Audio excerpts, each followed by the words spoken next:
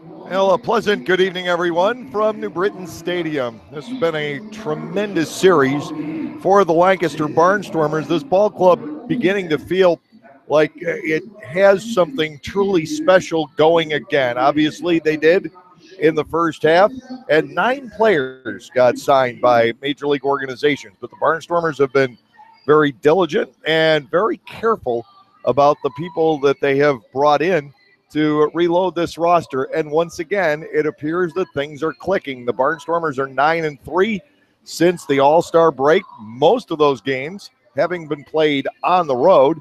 And they have taken the first 3 here at New Britain Stadium, and they have scored the go-ahead runs in each game of this series in the 6th inning or later, and that can really be the mark of a winning ball club. They broke a tie in the 8th inning here Monday night on a wild pitch.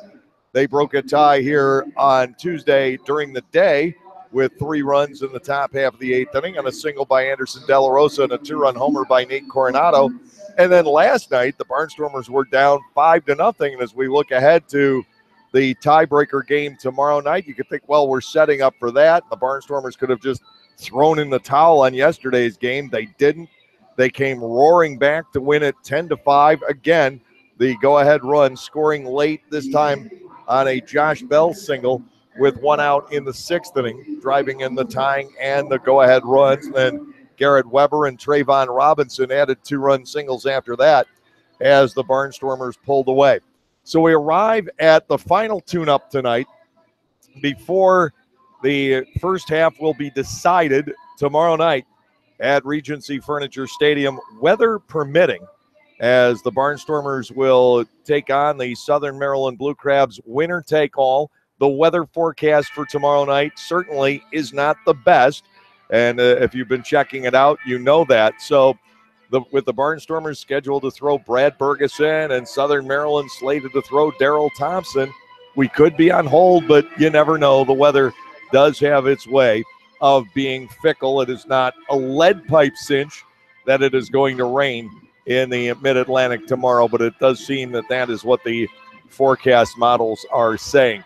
So it'll be interesting to see exactly how the Barnstormers play it tonight.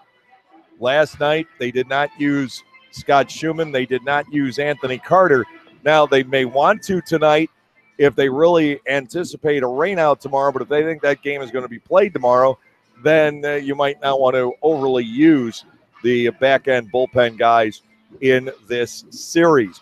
Rami Lewis will be making the start for the Barnstormers tonight, and as you know, Lewis, like much of this starting rotation, has really had an up-and-down season. There are times that Rami has been very good. He has looked like the Rami Lewis of the 2015 York Revolution.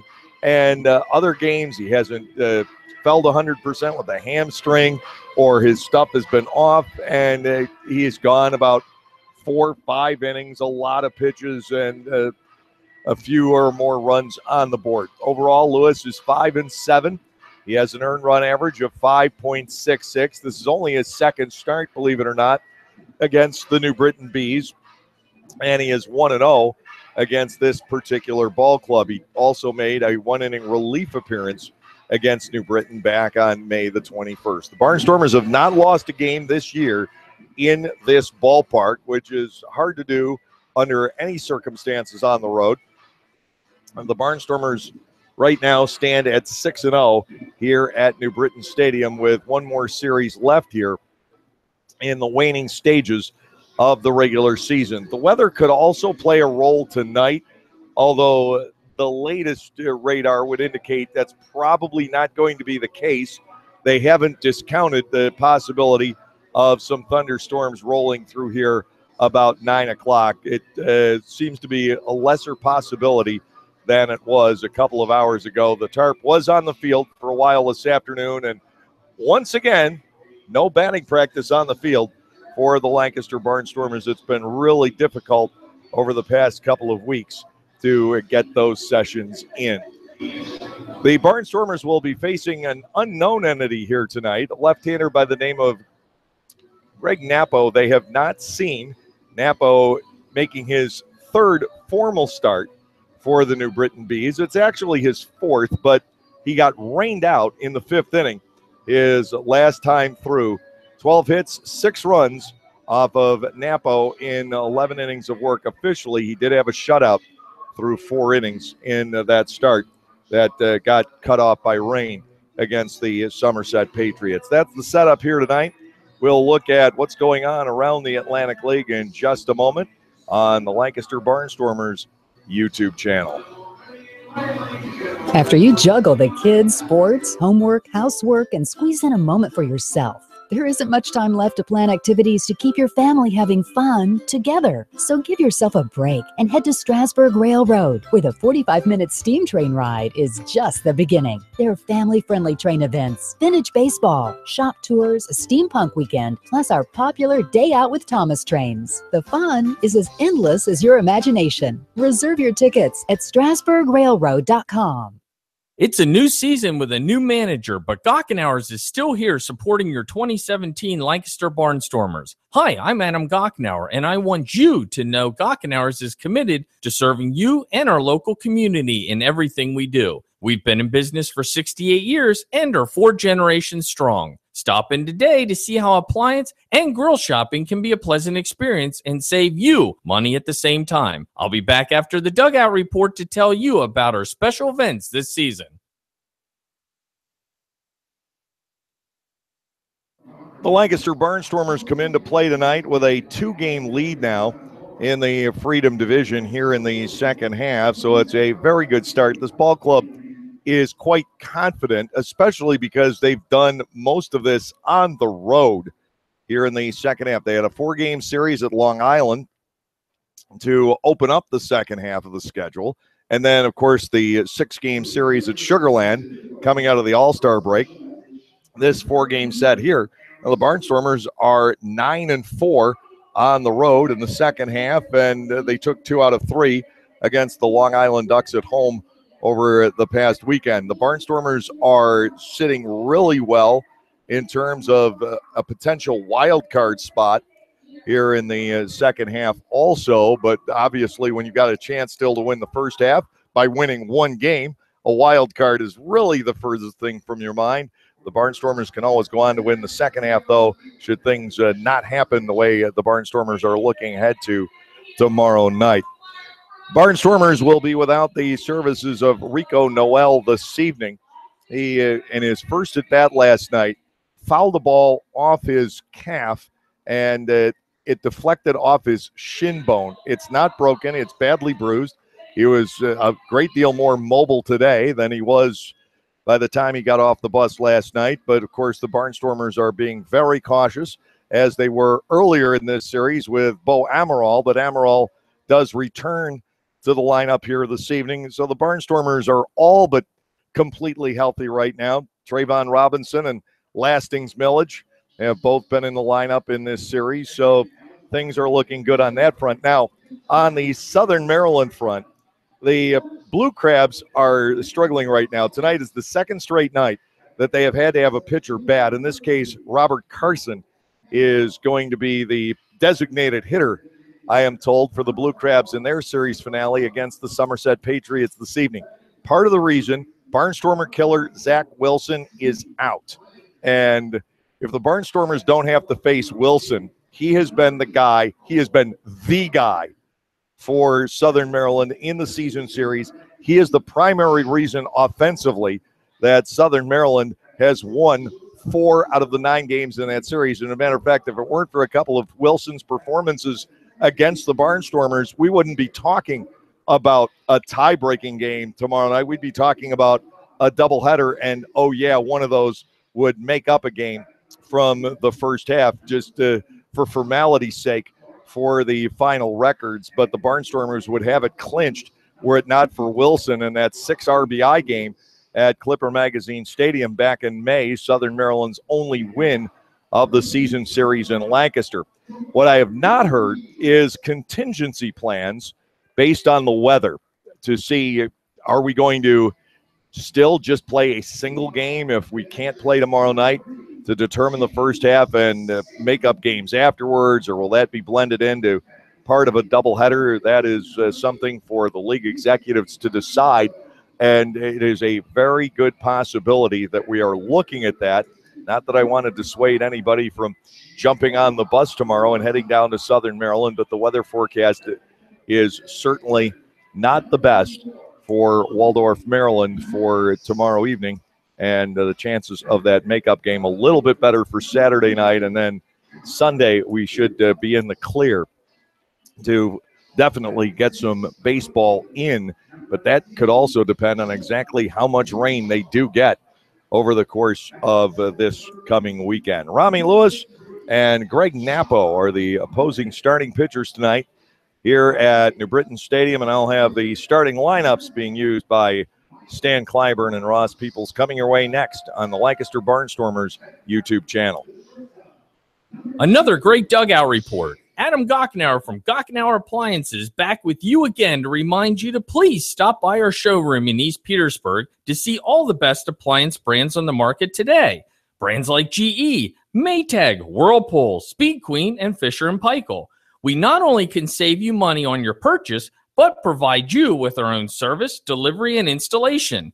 Join our family and let us show you how fun appliance shopping can be. Gockenauer's in East Petersburg. Hey Barnstormers fan, be in the know as soon as it happens. We have a number of social media options for you to stay in touch with everything Stormers. Know what Silo's up to, the latest player moves, game results, schedule changes, and be the first to get in on surprise flash deals. Or simply buy our tickets or ask us questions. So like us on Facebook, follow us on Twitter or Instagram, watch us on YouTube, and be a part of the growing Barnstormers family on social media.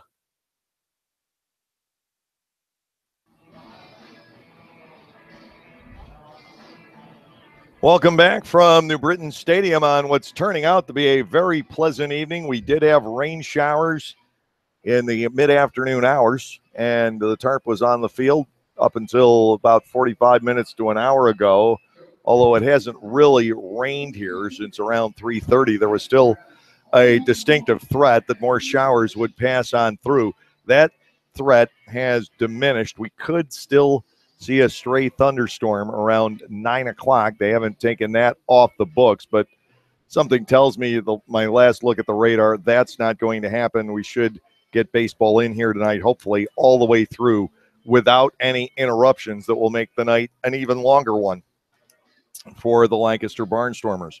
The starting lineup this evening for Lancaster will have Bo Amaral leading off in center. The designated hitter batting number 2 is Trayvon Robinson. Steve Clevenger will bat third. He'll be at first base. The cleanup hitter is the right fielder, Cole Garner. Sean Halton will be at third base, batting fifth. The shortstop in the number 6 slot is Nate Coronado. Garrett Weber will bat seventh and play second base. Lastings Millage is the left fielder hitting eighth. And the catcher in the number 9 slot is Tyler Clark. Rami Lewis is on the hill. He comes in with a record of 5 wins and 7 losses and a 5.66 earned run average.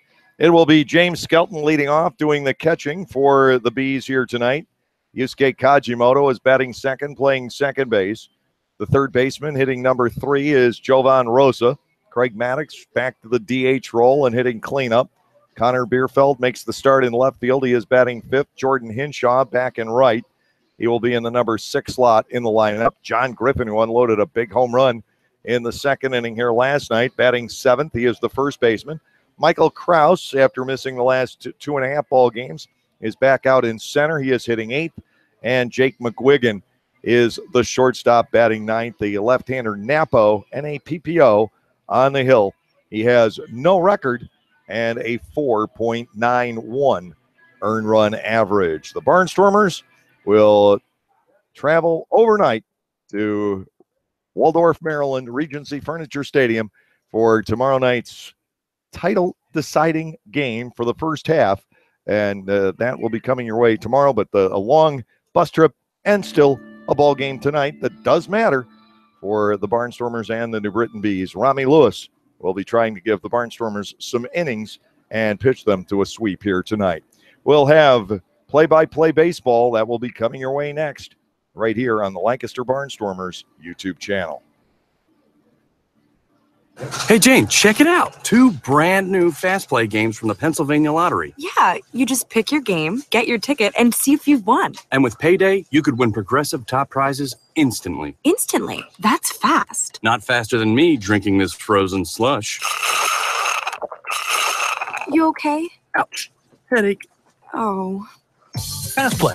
Play fast, win instantly. The Pennsylvania Lottery. Players must be 18 or older. Please play responsibly. Benefits older Pennsylvanians every day. To appreciate a great deal. The Barnyard Bunch is back and better than ever. Members get field box tickets for 6 home games presented by Penn State Hershey, plus 6 free passes to B.R. Kreider Kids Park, 2 free Isaac's Kids Meals, 2 tickets to the Chocolate World 4D Experience, 2 passes to Hands On House, an exclusive Barnyard Bunch t-shirt, and plenty more in a summer of fun at Clipper Magazine Stadium. All for just $25. Sign up at the stadium or go to LancasterBarnstormers.com/barnyardbunch, and we'll see you at the ballpark.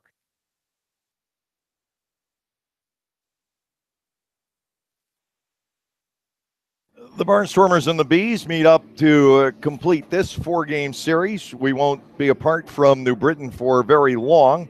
It is the Bees coming into Clipper Magazine Stadium to kick off our next homestand, which will begin on Monday. The Barnstormers will be home for 7, New Britain in for 3, and then Sugarland will follow for 4 games.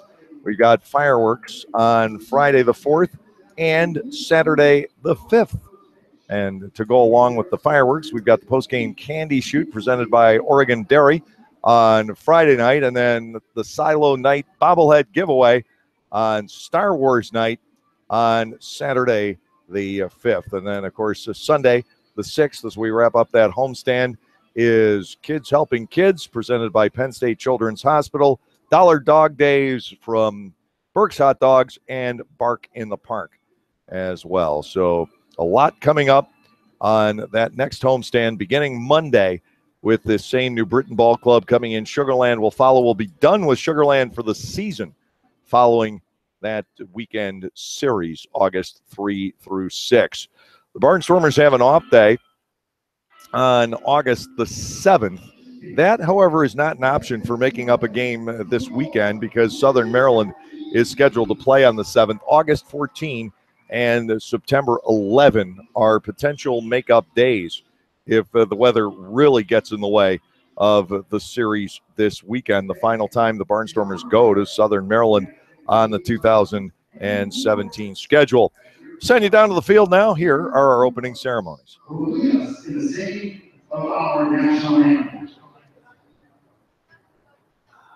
Oh, say, and you see by the dawn's early light what so proudly we hailed at the twilight's last gleaming, whose broad stripes and bright stars through the perilous fight o'er the ramparts we watched were so gallantly streaming, and the rockets red glare, the bombs bursting in air, get through the night, that our flag was still there. Oh, say does that star-spangled banner yet wave o'er the land of the free and the home of the brave. It's turned out to be a nice night here at New Britain Stadium. Lancaster Barnstormers wrapping up a 4-game series here against the New Britain Bees and their southpaw, Greg Napo, who is relatively local. He is a product of the University of Connecticut and hails from Madison, Connecticut. 5'10" and 195 pounds. He is 28 years of age. Recently coming to the Bees out of the Miami Marlins organization. He signed with them in 2011 out of UConn. Got as high as the AAA level with New Orleans in each of the last 5 seasons. He has been bouncing back and forth between New Orleans and the AA club in Jacksonville, except for last year. He was at New Orleans the entire time. This year, in his work in the Marlins organization, 0-2 with a 3.57 earned run average, 16 outings. He covered 22 and 2/3 innings, 21 hits allowed, 9 earned runs. He walked 8, struck out 22 along the way. Since coming to New Britain, 12 hits, 6 runs with just 1 walk and 5 strikeouts in 11 innings of work. Backing him up defensively, Jovan Rosa is at third base. The shortstop is Jake McGuigan. Yusuke Kajimoto is back in action at second. John Griffin will handle first base tonight for the guys in yellow. Connor Bierfeld is in left with Michael Krause in center. Jordan Hinshaw is the right fielder. James Skelton is doing the catching this evening for New Britain with Napo on the hill. Our umpires are Mario Rosas calling balls and strikes. John Grasso remaining here. He's at first base. And Jorge Terran is over at third. Bo Amaral leading off for the Barnstormers tonight. Amaral 5 out of his last 9 and 6 for 16 since coming to the Barnstormers with a double, a triple, 2 runs batted in. Left on left matchup. First pitch is smoked on 1 hop, but there's Kajimoto playing it to the backhand. Amaral retired 4-3, 1 pitch and 1 out this evening. Yusuke Kajimoto with a nice defensive play, reacting to that ball headed up the middle very quickly. Made the backhanded stop. Plenty of time to set his feet and make the throw. Now Trayvon Robinson, the Barnstormers' designated hitter here tonight, stepping in. Trayvon batting .277. He has 5 home runs, 24 knocked in. He had a 2-run single late in the game last night. He now takes a pitch from Napo. It is 0-1. Now the question I have, and we'll see this as we go along tonight, are the Barnstormers going to be in hurry-up mode? Fastball high and outside, and the count to Robinson levels at 1-1. They've got that 6 to 7 hour bus ride ahead of them overnight, and a huge game looming tomorrow. Second strike onto the inside corner, 1-2. I like what Bo Amaral had to say about that last night, that he knows how much it matters to all his new teammates who worked so hard to come back and try to win that first half. There's a pop-up to shallow right toward the line. Racing over on it is Hinshaw. He'll get there and make a nice play. 2 up and 2 down. Steve Clevenger, the Barnstormers' first baseman, to the plate. Steve had 3 hits last night, batting .250. He is still trying to feel his way through things at the plate, though. He's not driving the ball as well as he would like, but certainly happy with the 3 hits the night ago. 3 of a season-high 18 for the Barnstormers. First pitch from Napo is a strike called on the outer third of the plate. It is 0-1. Barnstormers have a respectable record against left-handed starting pitchers, but they really don't hit the lefties nearly as well as they hit right-handed pitching. Down low for a ball. It is 1-1. Napo coming back to Clevenger, and the strike across make it 1-2. Greg Napo on the verge of a 1-2-3 inning to start off the ball game. His defense has been strong behind him. Clevenger now offers a fly ball out the left field. Connor Bierfeld barely has to move. And Napo pitching to contact, retires the side in order. In the top half of the first inning, nothing across for Lancaster. Rami Lewis will be facing the Bees when we come back. Scoreless through a half.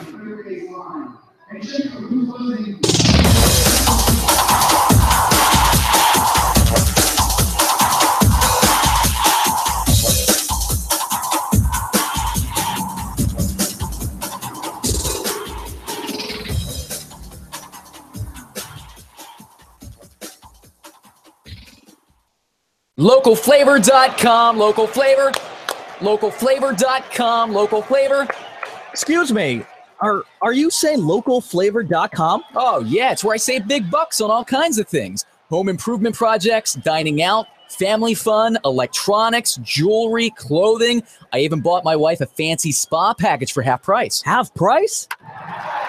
Yep, you know all the deals you find in Clipper Magazine. I love Clipper Magazine. Well, they're all on localflavor.com too. And you can get them right on your phone thanks to localflavor.com's mobile app. Here, take a look. Well, this app is amazing. Look at all these restaurants, amusement parks, car washes, fitness centers. This is worth sharing about. Exactly. Localflavor.com online, the Local Flavor mobile app, and Clipper Magazine together. It's like a triple play. Do the cheer again. I'm in. Localflavor.com. Local Flavor. Come on, everybody. Localflavor.com. Local Flavor. Localflavor.com. Local Flavor.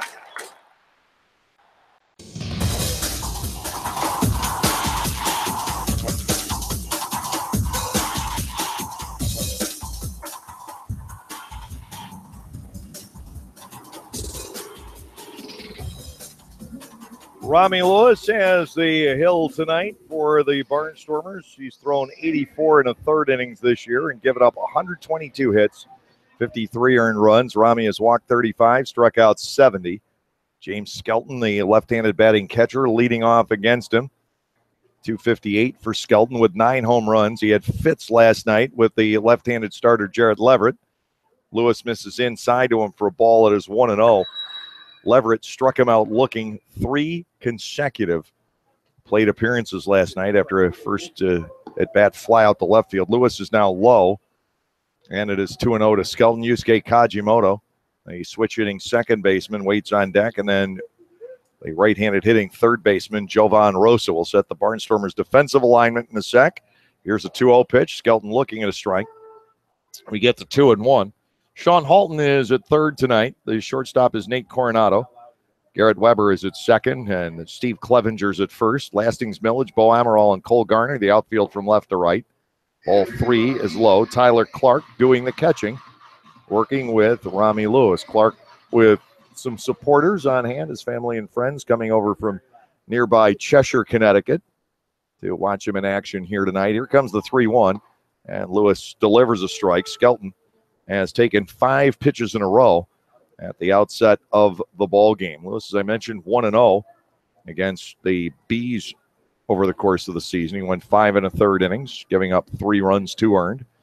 And the 3-2 pitch wrapped back off of Rami. He'll chase it down to the third base side of the mound, fire to first, and Skelton is retired 1-3 on a sharp comebacker. And Lewis, who is approaching his 35th birthday, will shake that one off and now face switch-hitting second baseman Yusuke Kajimoto. Kajimoto, 279 hitter with 2 home runs and 14 knocked in for the season.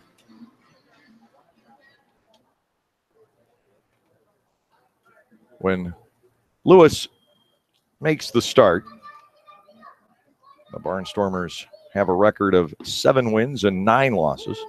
First pitch across for a strike. It is 0-1. They've averaged 5.3 runs per game. But as I said, when Lewis is good, he's very good. He has 6 quality starts as a Barnstormer this year. Swing and a miss, it's 0-2. And a couple of those have been very tough losses. He lost a 2-0 game at Southern Maryland the night before the rainout we keep discussing. 0-2 to Kajimoto. Lewis ready to go. That pitch is away for a ball. 1-2. Tomorrow night starting pitcher Brad Bergeson is not physically with the ball club. He is on a flight back to Baltimore. Breaking ball at his chopped foul. Unless I got my dates wrong. He may have left yesterday. Ross told me Wednesday at one point and Thursday at another. I believed it was Thursday. But they were able to shuttle Brad back home so he can get a good night's sleep. 1-2 on Yusuke Kajimoto. Lewis to the plate. That's grounded toward the middle. Coronado over. He'll fire from behind second. A lower throw, but Clevenger able to dig it. 2 outs. Kajimoto is retired. Jovan Rosa, the third baseman, to check in. Rosa, 284. He's homered 11 times on the year and driven in 47 runs. At least the Barnstormers will have a fresh starting pitcher for the ball game tomorrow, and hopefully it is tomorrow. We've been looking forward to it for 26 days since the Garrett Weber walk-off home run. Here's a drive by Rosa, way back to left field, and the walls will not contain it. It hits off the scoreboard above the left field wall. Jovan Rosa giving the New Britain Bees a 1-0 lead with his 12th home run of the season, his 4th against Lancaster pitching. And very little question about it. As soon as it came off the bat of Rosa, the first pitch that he saw from Rami Lewis. New Britain owns the lead, and now here is Craig Maddox, the designated hitter, stepping in. Maddox at 242 with 5 home runs and 37 knocked in on the season. Just a line drive that kept climbing and cleared the double-decked wall out in left by plenty. And you have to clear both tiers here. It's the only stadium where that is the case all the way around. A ball is low, 1-0. Maddox, the left-handed batting DH. Defense straight away against him. Here's the pitch. And Lewis misses inside. Ball 2-0.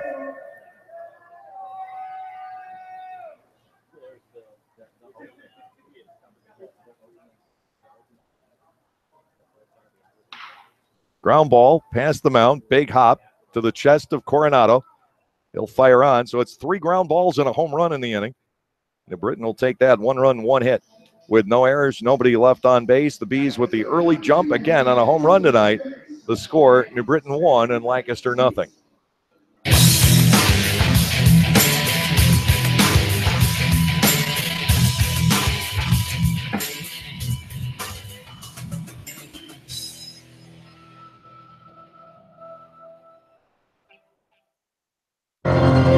Celebrate the history of our national pastime at the National Baseball Hall of Fame and Museum in Cooperstown. See priceless treasures that will bring your baseball memories to life. Cooperstown is where you, your family, and your friends can relive baseball's greatest moments and honor the all-time greats of the game. Plan your family visit today at baseballhall.org.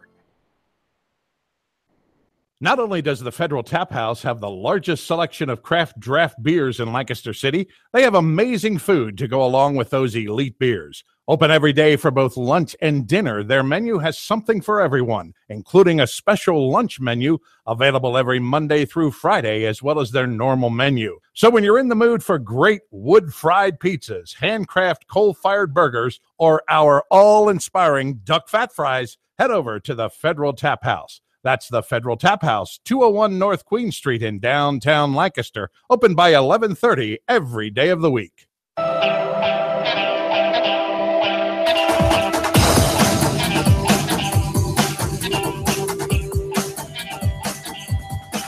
We head to the top of the second inning. The Barnstormers rallied from a 5-run deficit last night, so one should not be all that intimidating. Cole Garner leading off here in the second. Garner batting .213 with a couple of home runs, 8 driven in. He has 1 hit in this series, but he's been on base a lot. He was hit by a pitch twice in the ball game last night. He has a couple stolen bases here in New Britain. The motion by Napo, first offering to Garner. Cole takes high, ball 1. Sean Halton is on deck.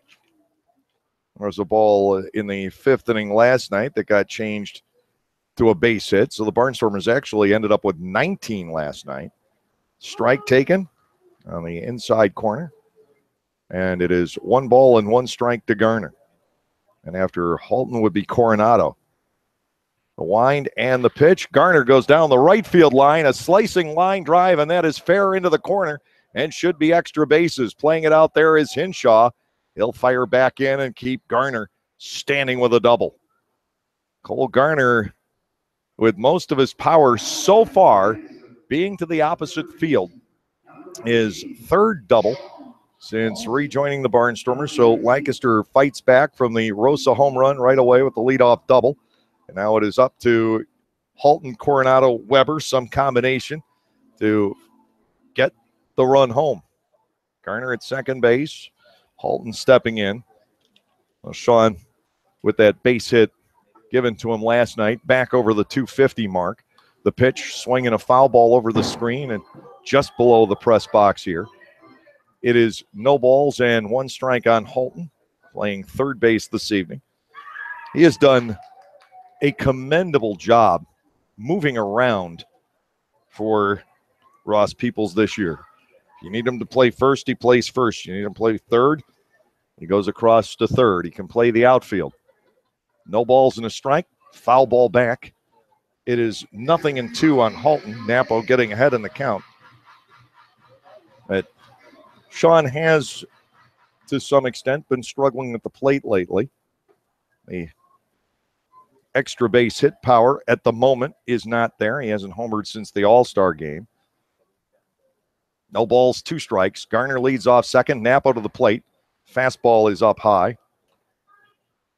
Ball 1, 2 strikes. If the Barnstormers get Halton and Garner going in tandem, look out. They've been scoring a lot of runs, picking up a lot of base hits without Garner and Halton doing all that much. Here's a 1-2 offering.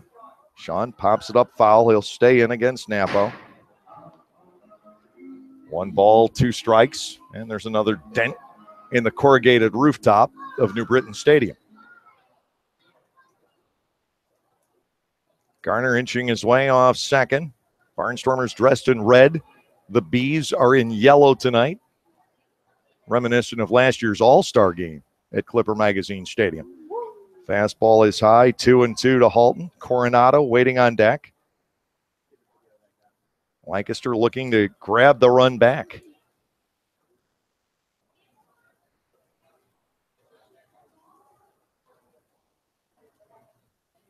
Garner leading off second base. Here is the 2-2 offering. Halton swings and wraps it fair inside the bag at third, down the line.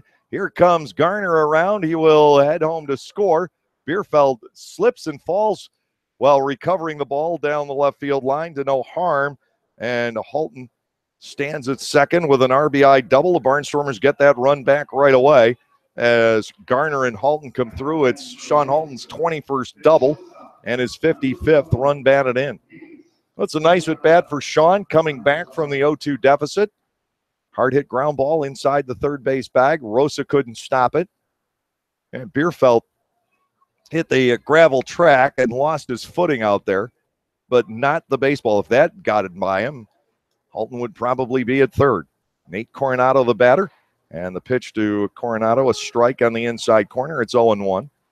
Nate's batting .395 with a home run and 9 runs driven in. The motion, the next offering, cut on and miss. Napo has him 0-2. Garrett Weber on deck, and then Lastings Millage. So now if you're the Barnstormers, you're not just looking at the tie, you're looking at taking the lead here in the top half of the second. Lancaster did a great job last night with runners in scoring position. Coronado swings and foul tips it. It's the first time I can recall he has gone down on strikes without much of a fight. A 3-pitch strikeout against Napo, 1 away, and Garrett Weber, the second baseman, will step in.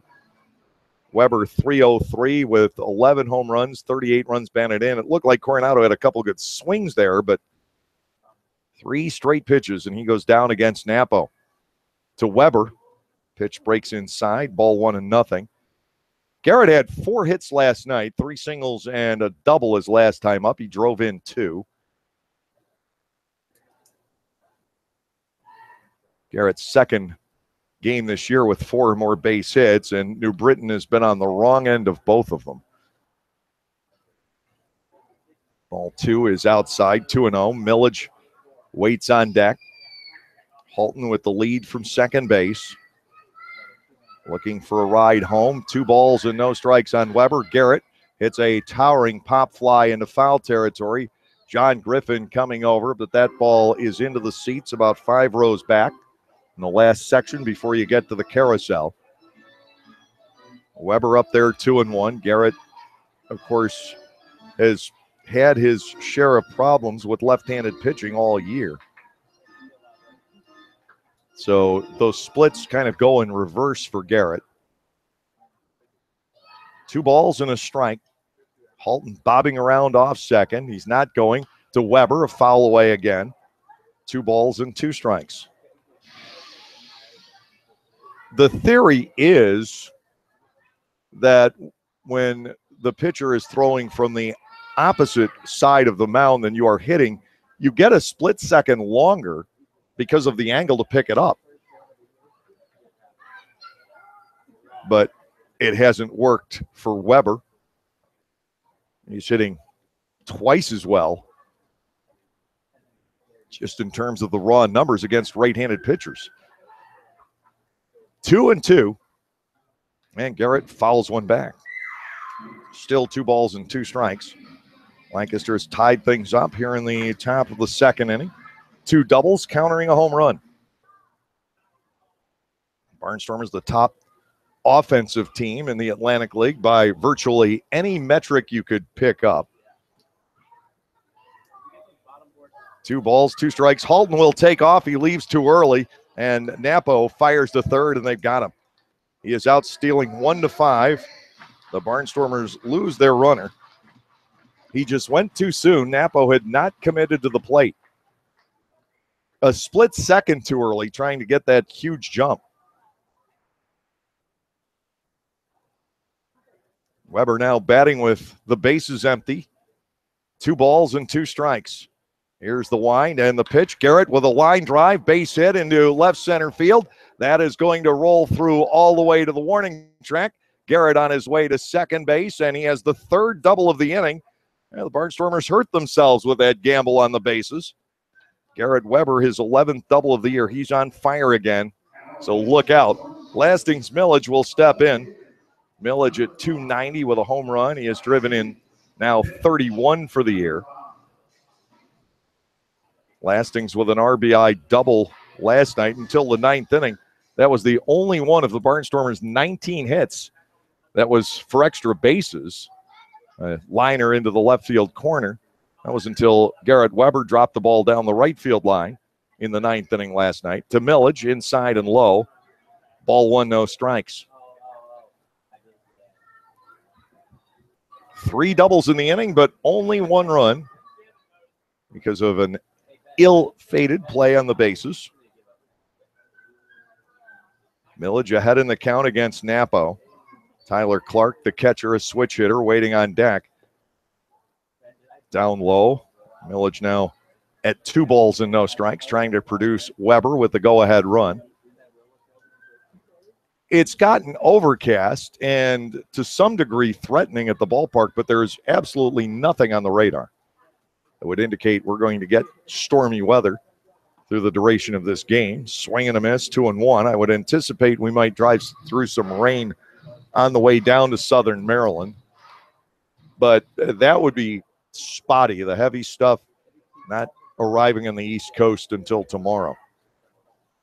2-1 to Lastings Millage. Weber leading off second, and it is low for ball 3. 3 balls and 1 strike to Lastings. He's got some room in right center field between Krause and Hinshaw, but those two can cover some ground out there. They could cut off anything pretty easily that's got some arc to it. Ball 4 is inside. They may have worked around Millage to get to Tyler. Clark is batting 175 with 8 runs batted in on the year.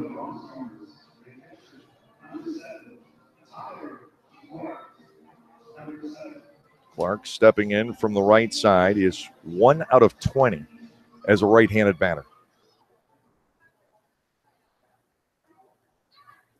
Weber leads off second. Millage off first. Napo to the plate. Clark swings and misses. Down a strike at his 0-1. It's tough when you don't play all that much anyhow to be a switch hitter. I think to get into the groove from both sides of the plate, you've got to be almost an everyday guy. Clark catches about 1 in 4. 0-1 pitch, and he hits a high fly ball out to left center field. Got underneath it a bit too much. Michael Krause is out there patrolling to make the catch. Good contact by Clark. He needed to straighten it out a little bit more, though. 1 run scores in the 3 doubles. You won't see that happen too often. No errors, and 2 runners were left on base. We'll go to the lower half of the second inning with the score. The Barnstormers 1 and the New Britain Bees 1.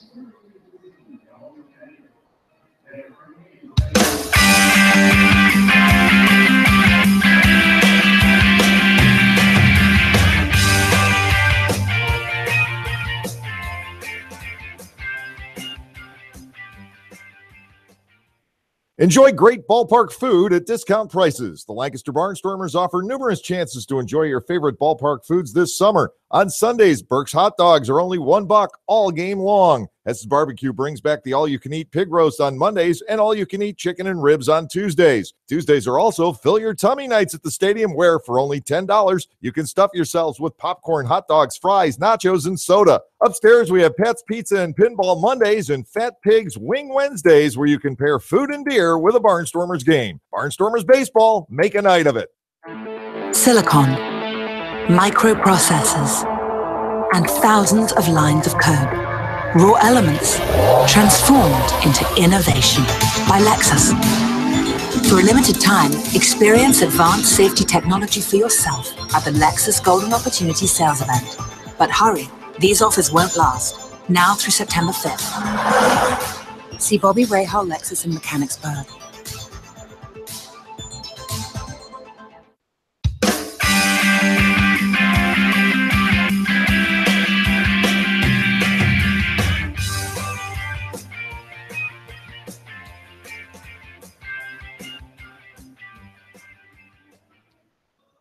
Lower half of the second inning, and Connor Bierfeld leading off against Rami Lewis. Bierfeld is batting .261.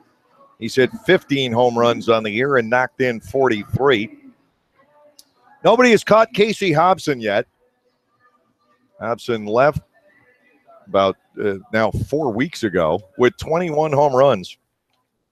He still leads the league by 3 over Southern Maryland's Michael Snyder. First pitch is down low, ball 1 to Bierfeld, 1-0. Angelo Sonko, the first baseman outfielder from Long Island, has 17. Halton 16 and Bierfeld 15. Called strike. It is 1-1. But home run hitters are typically streaky, so it may not be all that long before one of them gets to Casey's total of 21. Casey hasn't been caught and runs batted in either. Bierfeld takes ball 2 below the knees. Lewis falling behind 2-1. Hobson 61 runs batted in. Snyder second with 57. Halton has just knocked in his 55th. Here comes the 2-1. Bierfeld with a swing and a miss. Pitch looked like it might have been low. Tough to tell from this angle. He appeared to go down to try and golf it out. 2 balls and 2 strikes. Lewis into the motion. The offering got him a swing and a miss. Bierfeld again, just about down to a knee. First strikeout for Rami in the game, number 71 on the year. With 1 away, Jordan Hinshaw, the right fielder, comes to the plate. Barnstormers have been able to cool Hinshaw off to some extent in this series. 1 out of 8 here with a couple of runs batted in. He was batting .341 when the series began. 13 points knocked off his average. Lewis into the wind, and it's ball 1 outside. Maybe low as well, 1-0. Sean Burrows leading the batting race here in the Atlantic League. His teammate Darby Myers behind him in the number 2 slot. Weber started the night in 8th.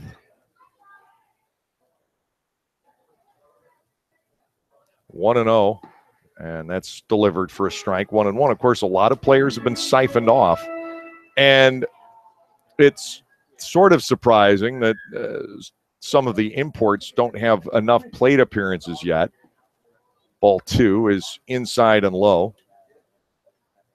Like the Devin Rodriguez's of the world. Hinshaw.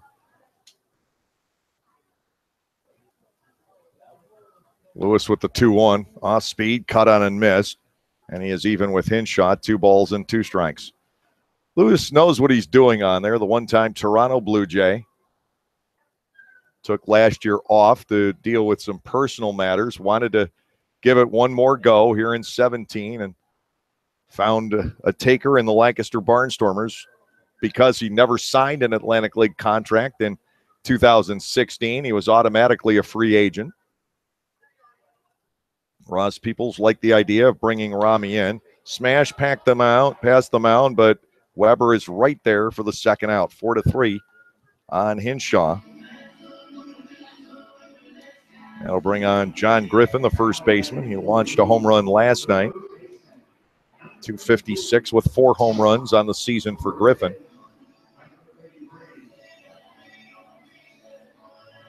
It was fascinating this year watching Ross build this team because he was right there. He was doing it in his office at Clipper Magazine Stadium.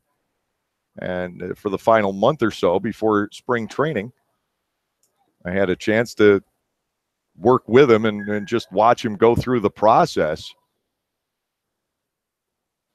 And he made some great calls.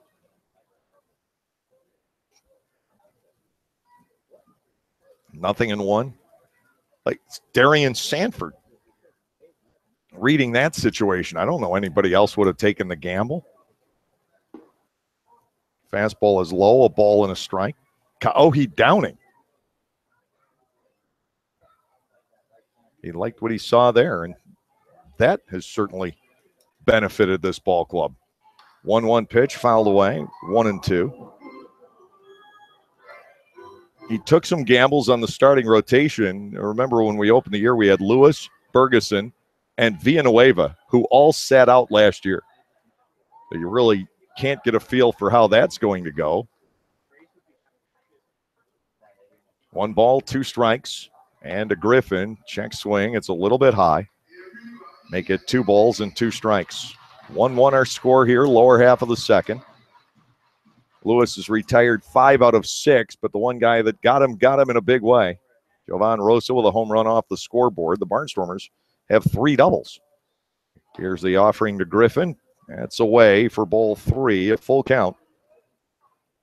Michael Kraus, the center fielder, back in action for the first time since Monday, waits on deck. Here's the motion. Lewis to the plate. Swing and a miss. Griffin goes down. Lewis has fanned his second. Nothing across in the lower half of inning number 2 for the New Britain Bees. And at the end of 2, it's still a 1-1 ball game.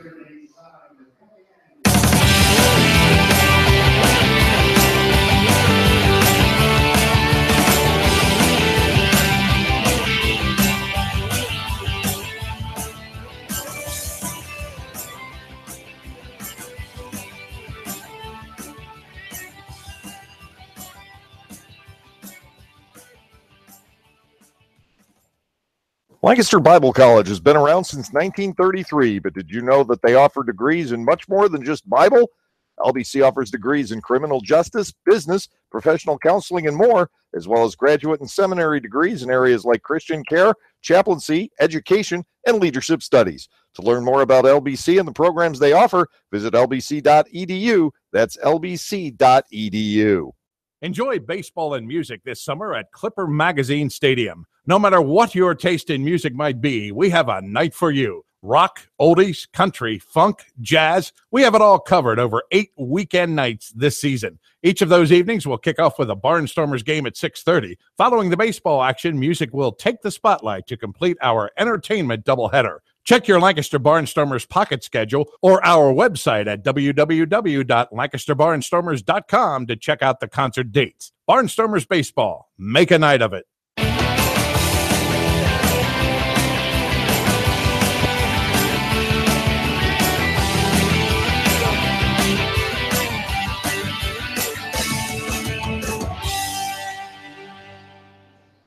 Barnstormers bring the top of the order back around as we get to the third inning. Bo Amaral leading off. Amaral rode the first Greg Napo pitch tonight toward the middle, but Yusuke Kajimoto cut it off and niftily turned it into a 4-3 out.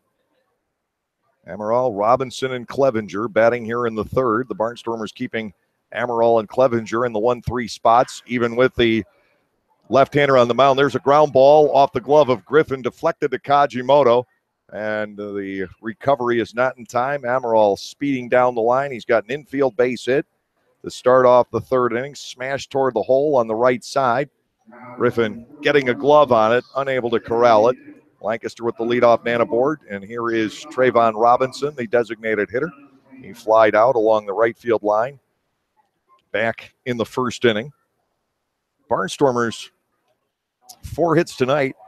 They've had 31 in the previous 2 ball games, only 7 in the series opener, winning that by the 2-1 count back on Monday night.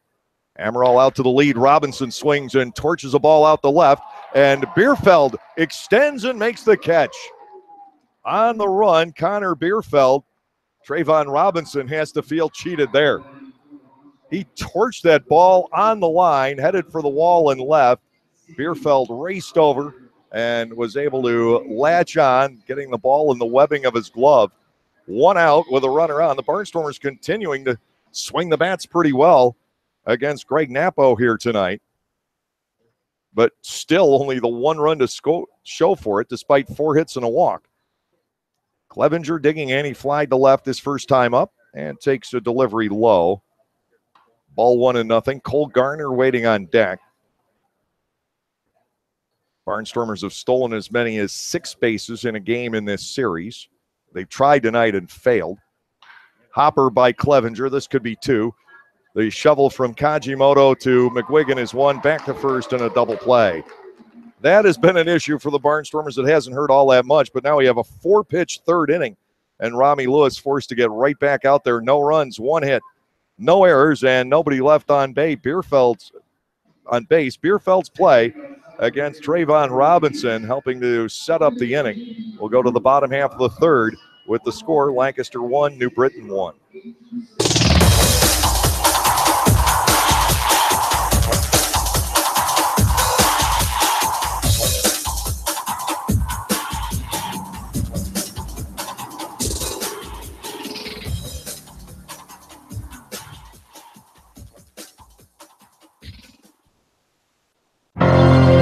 Celebrate the history of our national pastime at the National Baseball Hall of Fame and Museum in Cooperstown.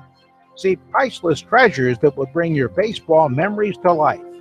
Cooperstown is where you, your family, and your friends can relive baseball's greatest moments and honor the all-time greats of the game. Plan your family visit today at baseballhall.org. Hey Barnstormers fan, be in the know as soon as it happens. We have a number of social media options for you to stay in touch with everything Stormers. Know what Silo's up to, the latest player moves, game results, schedule changes, and be the first to get in on surprise flash deals. Or simply buy our tickets or ask us questions. So like us on Facebook, follow us on Twitter or Instagram, watch us on YouTube, and be a part of the growing Barnstormers family on social media.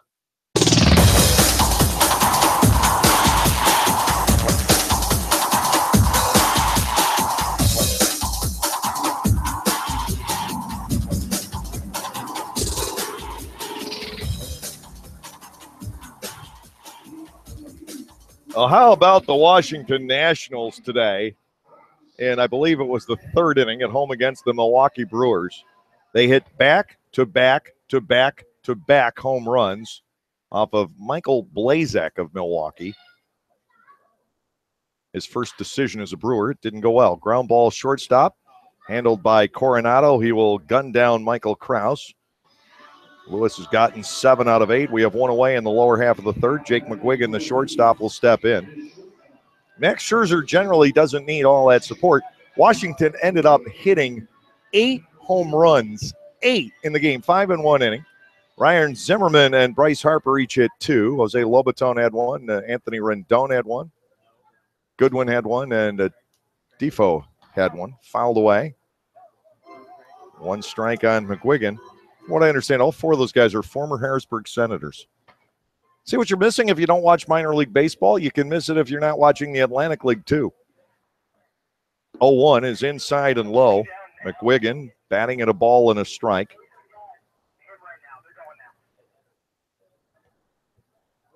There are great stories in the grassroots of baseball. Foul ball back. It is 1-2. There are great stories on this Barnstormers ball club. And without getting into details, we're not ready to. There's a great story developing here. Ball 1 and 2 strikes. Inside on the fastball. McGuigan batting at 2-2. 1 out. James Skelton waiting on deck. Lewis back to work, rears back, brings it home. Chopper toward the hole at short. Coronado with the play. Sidearm throw, bouncing in, and he didn't get enough on it. It'll be an infield base hit for McGuigan. Heck of an effort for Coronado deep in the hole, but the sidearm throw not strong enough. Sometimes it'll hit the dirt and skip quickly and almost accelerate, but this one hit and just totally slowed down. Well, McGuigan is aboard with 1 out. Lewis will have to pitch from the stretch for the first time in the ball game tonight. James Skelton stepping in. Skelton retired on a smash that Lewis knocked down in the first inning, recovered to the third base side and got the out. Rami's pitch cut on and fouled at the plate. No balls, 1 strike. Jake McGuigan is the base runner. He is 1 out of 2 stealing bases. The 1 coming last night in the 3rd inning. Tie score, 1 apiece here in the bottom of inning number 3. Lewis will work out of the set. He'll bring it home. The runner goes on a belated basis. Here's the throw from Clark, and McGuigan is cut down at second. 2-6. McGuigan is thrown out stealing, and James Skelton at the plate, a ball and a strike. That was a good pickup by Tyler Clark on the delayed steal. The throw, not the strongest, but definitely right on line. And Clark now 5 out of 27 throwing out opposing base stealers. Here's a 1-1. Skelton with a swing and a miss. 1 ball and 2 strikes from the blonde-haired Rami Lewis.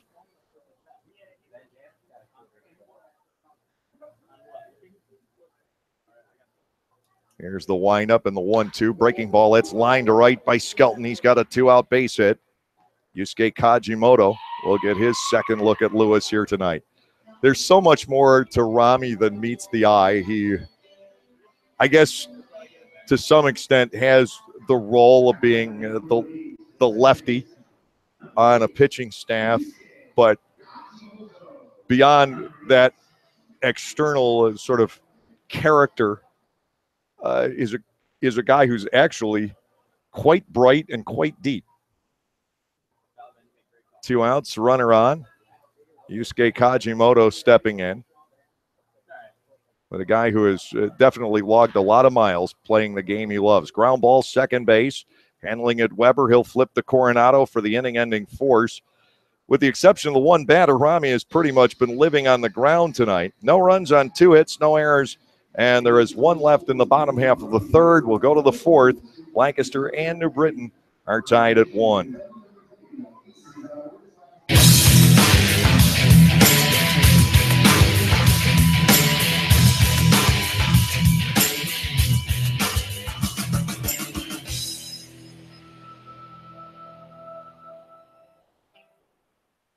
After you juggle the kids, sports, homework, housework, and squeeze in a moment for yourself, there isn't much time left to plan activities to keep your family having fun together. So give yourself a break and head to Strasburg Railroad, where the 45-minute steam train ride is just the beginning. There are family-friendly train events, vintage baseball, shop tours, a steampunk weekend, plus our popular Day Out with Thomas trains. The fun is as endless as your imagination. Reserve your tickets at strasburgrailroad.com. The Federal Tap House is a great place to stop by after a Barnstormers game and continue your enjoyable evening in downtown Lancaster. Featuring 100 beers on tap, including many craft beers from here in Central PA, the Federal Tap House has something for everyone's palate, not to mention a full bar and elegant wine selection for the non-beer geeks in the group. For the entire lineup of brews, check online at federaltaphouse.com. That's at Federal Tap House, 201 North Queen Street, just blocks from Clipper Magazine Stadium, or at their other location in Harrisburg.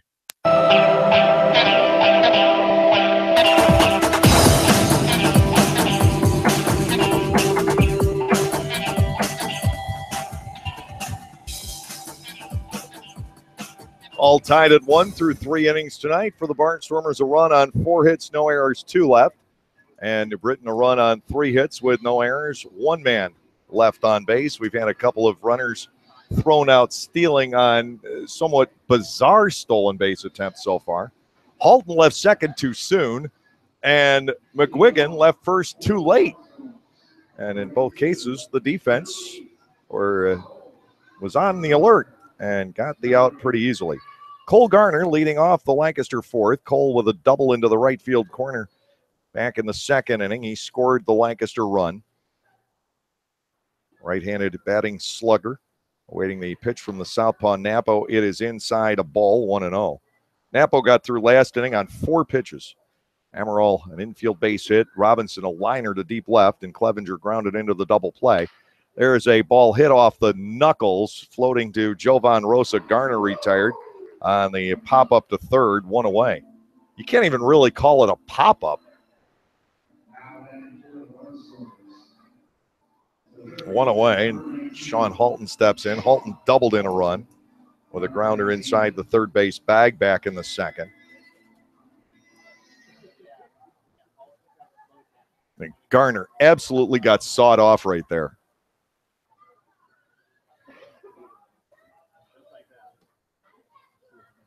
Outside for a ball, 1-0. I've seen shuttlecocks in badminton hit harder than that one was.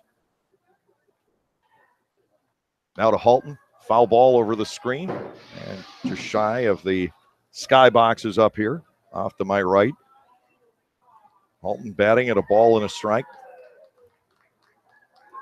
Tie ball game, 1 apiece here in the 4th inning.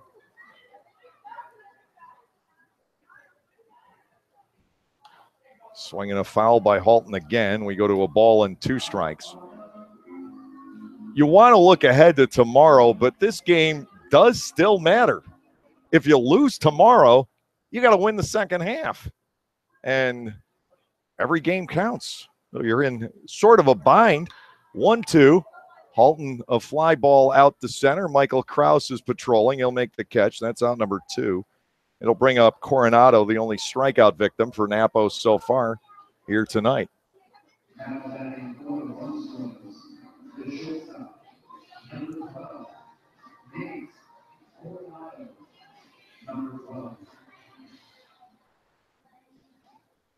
Every time I check tomorrow's forecast down at Southern Maryland, it seems to get worse. To Coronado, it is inside and low, ball 1 and no strikes. And well, I think everybody would have a right to be livid with the forecasters if they're wrong, because by the looks of things, if what they are forecasting comes to pass, they really should consider raining that game out very early.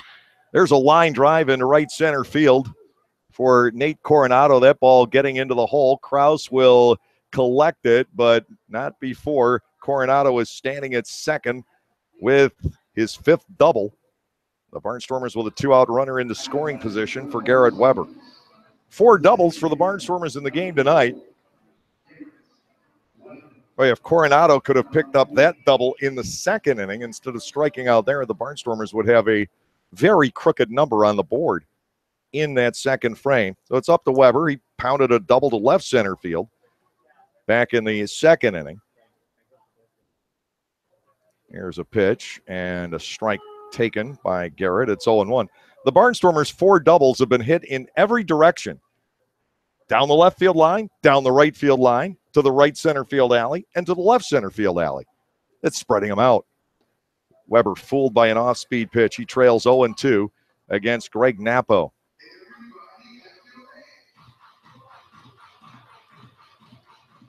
Well, Barnstormers swinging the bats well once again, but not producing the runs like last night. To Weber, high fly ball down the right field line, giving chase is Hinshaw, goes into foul territory and runs out of real estate down there. Weber will continue to bat it. No balls and 2 strikes. Top 4 tonight at New Britain Stadium. Lancaster looking for a base hit out of Garrett Weber to snap a 1-1 tie. Weber reached base all 5 times last night, once on an error that was absolutely blistered at the shortstop Baca, but right at him, and he failed to handle the line drive. It got away from him. Ball is outside, 1-2 here to Weber.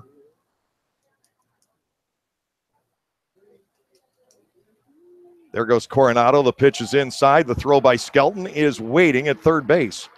And that just is a very ill-fated move on the part of the Barnstormers. They've had 2 guys thrown out tonight going into third. You just don't pick up that much there. And Weber will lead off the next inning. No runs, 1 hit, no errors, nobody left on base. Bottom half of the 4th coming up in a 1-1 ball game.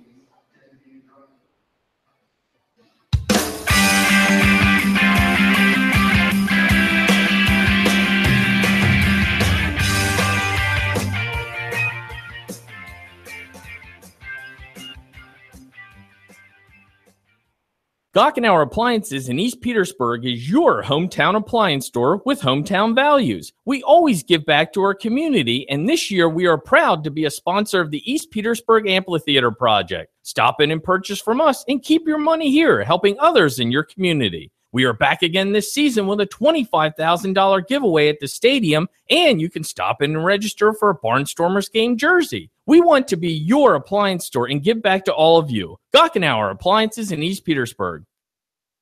Hey, Jane, check it out. 2 brand new Fast Play games from the Pennsylvania Lottery. Yeah, you just pick your game, get your ticket, and see if you've won. And with Payday, you could win progressive top prizes instantly. Instantly? That's fast. Not faster than me drinking this frozen slush. You okay? Ouch. Headache. Oh. Fast Play. Play fast, win instantly. The Pennsylvania Lottery. Players must be 18 or older. Please play responsibly. Benefits older Pennsylvanians every day.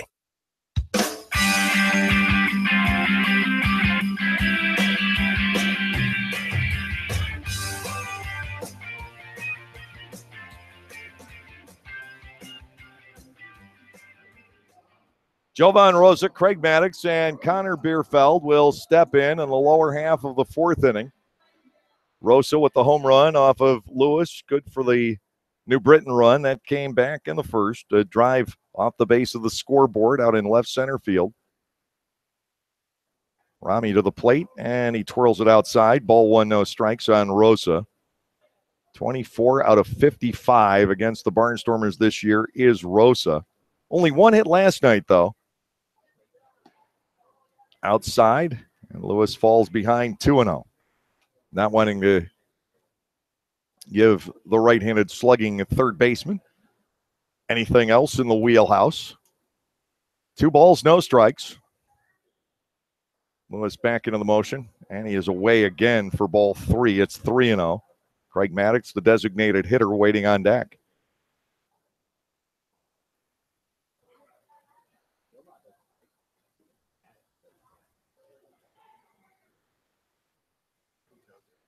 Lewis works 3-0, and Rosa takes a strike on the inside corner. We get the 3-1 as Rosa readjusts his batting gloves and digs back in. From Santurce, Puerto Rico, but living in East Hartford, Connecticut for quite some time. 3-1 pitch. This is hit high to right field. Cole Garner coming in and toward the line, and took 1 step too far, but plenty of opportunity to right himself on it. 1 away. Craig Maddox will step in. Maddox out 6-3 on a ground ball back in the 1st inning.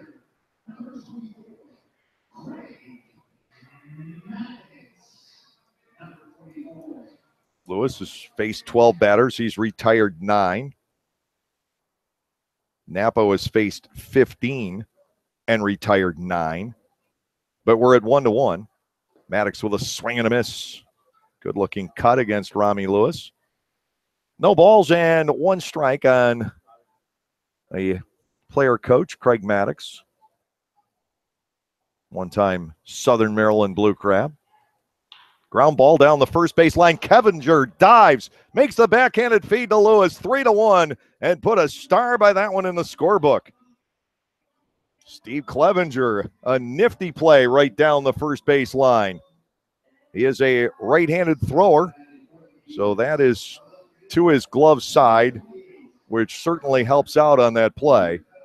But still a dandy turned in by the Barnstormer first baseman. 2 are out. Connor Bierfeld stepping in. Bierfeld, a strikeout victim, back in the second inning. When you think about some of the sloppy defense we saw early last night, this game's been a gem so far on the defensive side. Not on the base running side. That's where the two clubs have kind of fallen down here tonight. 3 outs between the two ball clubs on bizarre stolen base attempts. Ground ball slowly hit here toward the hole. Weber will chase it down, throw on the run. Nice play for Garrett on a weakly hit ground ball very far toward his glove side. Nothing across in the bottom half of the 4th inning for the New Britain Bees, and at the end of 4, we remain tied 1-1.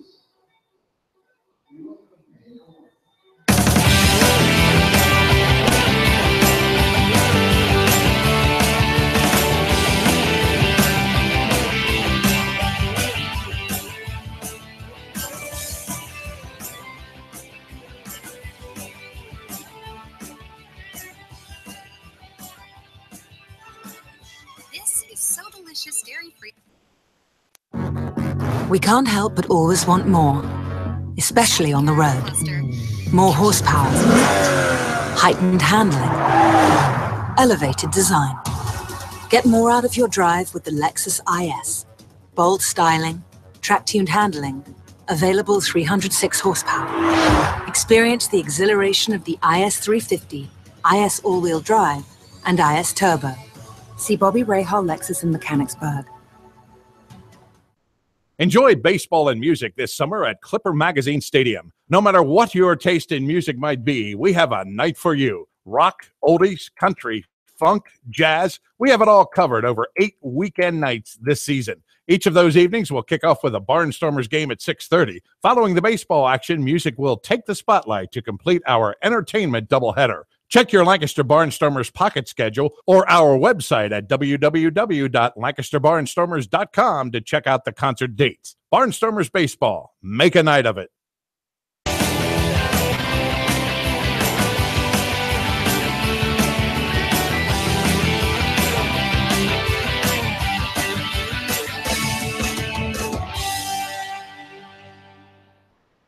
Garrett Weber was at the plate when Nate Coronado was thrown out trying to steal third, closing out the top of the 4th inning. Weber back around. He doubled to left center his first time up tonight. Looks at a ball outside here from Greg Napo. 1-0. There's the motion. And Weber. That misses as well. Garrett ahead 2-0 with Lasting's Millage in the on-deck circle. Southpaw ready to go. Weber takes the 2-0 and fouls it straight down at home plate. 2 balls and a strike.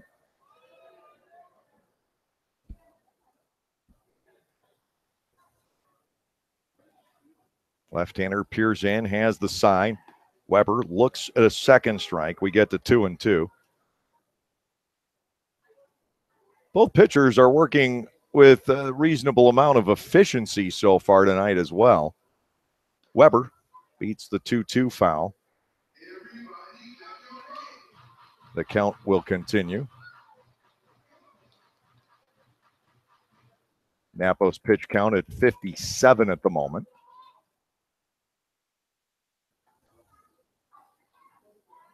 The pitch, and again, it's just fouled almost straight down into the dirt by Garrett Weber. It'll stay 2 balls and 2 strikes, and unofficially I have Rami Lewis at 50 pitches through the first 4 innings. Lewis able to entirely avoid the walk tonight. Napo has put 1 on. That's ball 3 high to Weber. 3-2. Garrett has hit the ball hard. his last 6 at-bats. They hit him with a pitch in the 8th inning back on Tuesday, and ever since then, man, he has just been on fire. Batting average back on the plus side of 300.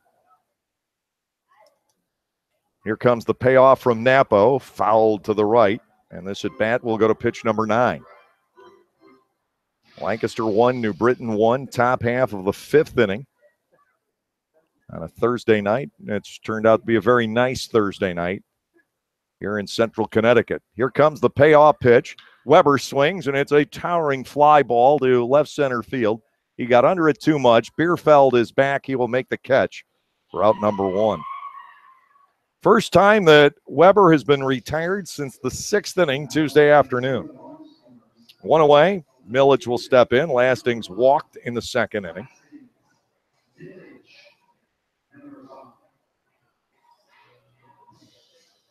The Barnstormers want to come out of here tonight with a sweep in a quick ball game.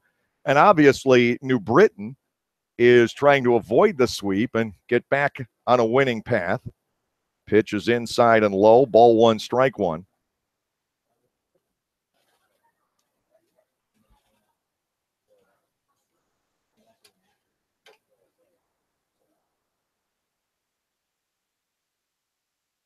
On Millage to get the 1-2.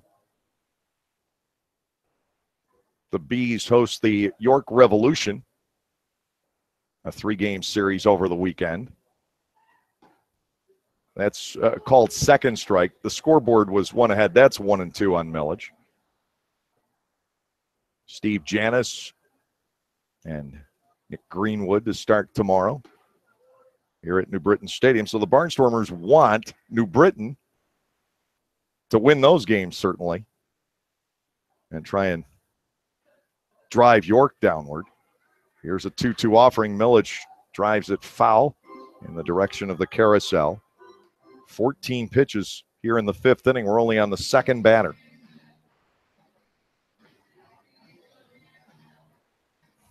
York is winning tonight, 1-0 in the bottom half of the 4th at home against Bridgeport. Somerset 1, Southern Maryland 0 in the 2nd.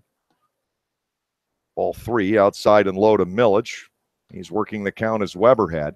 Sugarland with a 7-3 lead at Long Island, and they're only in the top of the 2nd inning.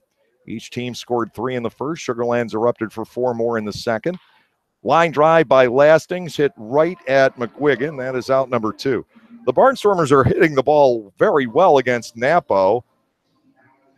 4 doubles, and somehow they've managed just 1 run. Tyler Clark stepping in. Clark fly to reasonably deep center back in the 2nd inning.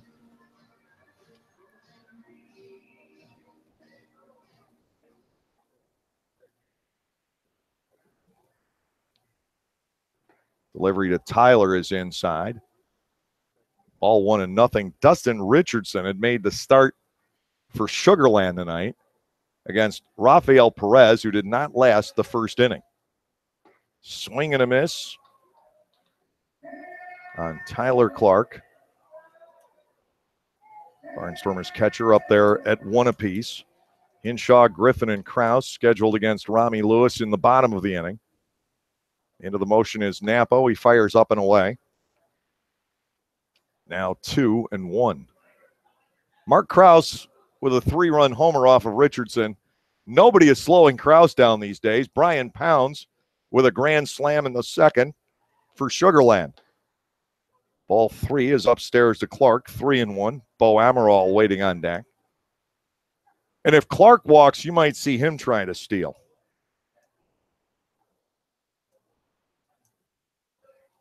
Three-one pitch. Strike 2. So that's still open for debate whether or not he will walk. Brian Pounds woke up while the Barnstormers were in Sugarland. He had a very good series there.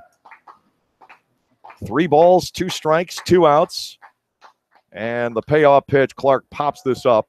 Coming back on it is Skelton racing to the screen. He will not have a play. Still 3 balls and 2 strikes to the catcher, Clark. Wind is blowing out here at New Britain Stadium. It is mostly cloudy. Occasionally, we'll see some blue sky wander in our direction. But altogether, it is very pleasant. 3-2. And the payoff to Clark is off the inside corner. He gets the walk. Hinshaw, or Napo rather, allows his second. Amaral will come to the plate. And again, it's a situation ripe for Tyler Clark to try and steal if he can get any kind of a read. You want him in scoring position with Amaral, largely a singles hitter, coming to the plate. This has turned into a rather long inning for Mr. Napo.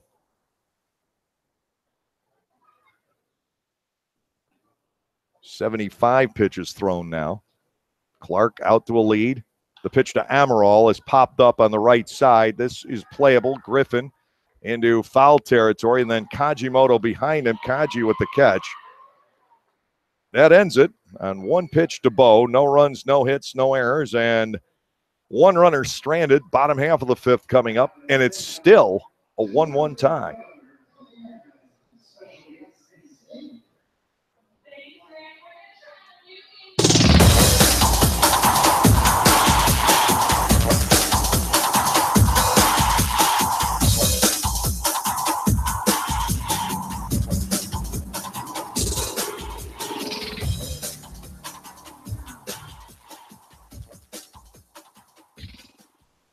Localflavor.com, local flavor.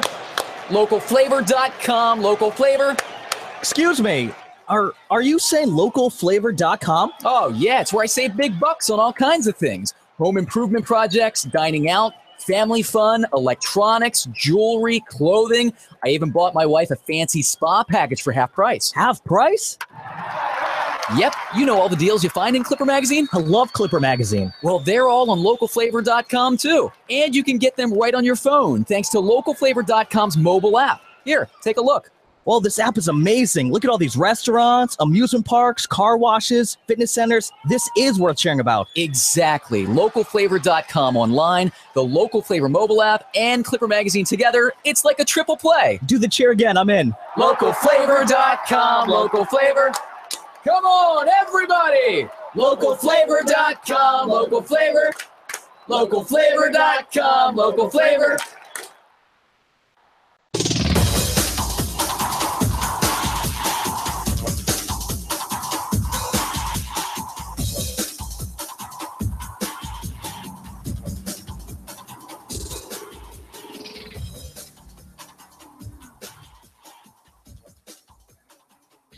We're into the bottom half of inning number 5. Jordan Hinshaw, John Griffin, and Michael Krause will come to the plate. On the Major League scoreboard, we told you the Washington Nationals inundated the Brewers today.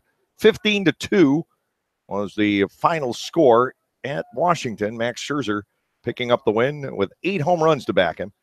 First pitch strike here on Jordan Hinshaw, leading off the bottom of the 5th. 0-1. Hinshaw grounded out to Weber. Back in the second inning, 4-3. Indians tripped up the Angels 2-1. Here's another ground ball at Garrett. Handled cleanly and a throw to first base, retiring Hinshaw in a hurry. 4-3 on a conversion. Weber has been busy tonight. That's the 4th assist for Garrett. Lewis getting his 9th out on a ground ball in this game. He has been in a very smooth rhythm, save for that one pitch to Jovan Rosa back in the first inning. But outside of that, Lewis is having a great appearance. 1 out, John Griffin, the batter, a strikeout victim, back in the second. Rami to the plate, he is low. Ball 1, no strikes. The Toronto Blue Jays doubled up Oakland today, 8-4. Kendrys Morales with a couple of home runs.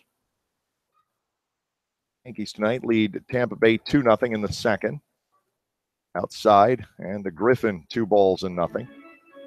Reds and the Marlins are scoreless. They have reached the bottom of the second inning down in Florida. Arizona and St. Louis delayed due to rain by the Arch. Griffin, there's a ground ball with it almost in the hole as Coronado. The ball slipped under his glove. I don't think he has a play on Griffin anyhow, and that'll be an infield base hit. Coronado got to it, but that was going to be an awfully long off-balance throw. A one-out runner, Michael Krause stepping in. Krause grounded to short back in the third inning. The Cubs are at the White Sox tonight. They'll get started shortly.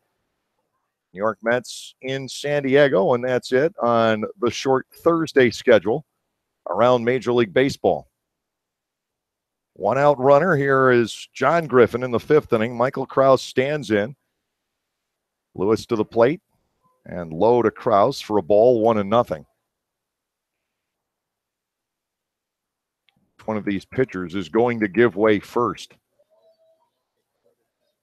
Lewis simply got another ground ball, but it found the hole. And there's another one, but this is going to find a hole at shortstop as well. Krause with a base hit, and runners are at first and second. Lewis is doing nothing differently than he's been doing the entire game. Getting one ground ball after another, but these past two have found the seam. Now Jake McGuigan will have a chance to put his ball club in the lead. He reached on an infield single to the hole at shortstop back in the third. 5 hits now for each ball club. Home run and 4 singles for the Bees, 4 doubles in a single for the Barnstormers. The Barnstormers hurt themselves on the bases, especially in the second inning. That had a chance to be a much bigger inning than it turned out to be with just the one run coming across. Infield will still set up double play depth. Here's the pitch to McGuigan, a swing and a miss. Lewis goes down a strike. It is 0-1. I'm sure Rami knows not to change his approach here. Another ground ball could just as easily get him out of the inning entirely. 0-1 on McGuigan. The pitch, this is popped up. Coming over on it is Clevenger. He is near the camera well and snatches it for out number 2. McGuigan is retired, bringing around the top of the order James Skelton. Skelton has drawn a bead on Lewis tonight, smashing back to the mound and singling into right. 1 out of 2 for Skelton. Griffin, the runner at second, not all that fast. Krause, one of the fastest in the league behind him.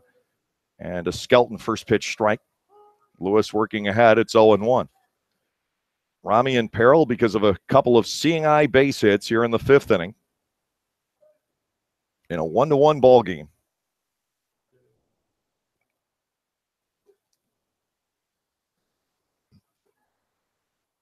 A check back at Griffin. Here's the 0-1. Skelton checks and strike 2 is called. Skelton, the league leader in drawing walks. He got one in the 8th inning last night from John Anderson. That's the only one he has drawn in this series. No balls, 2 strikes from Lewis.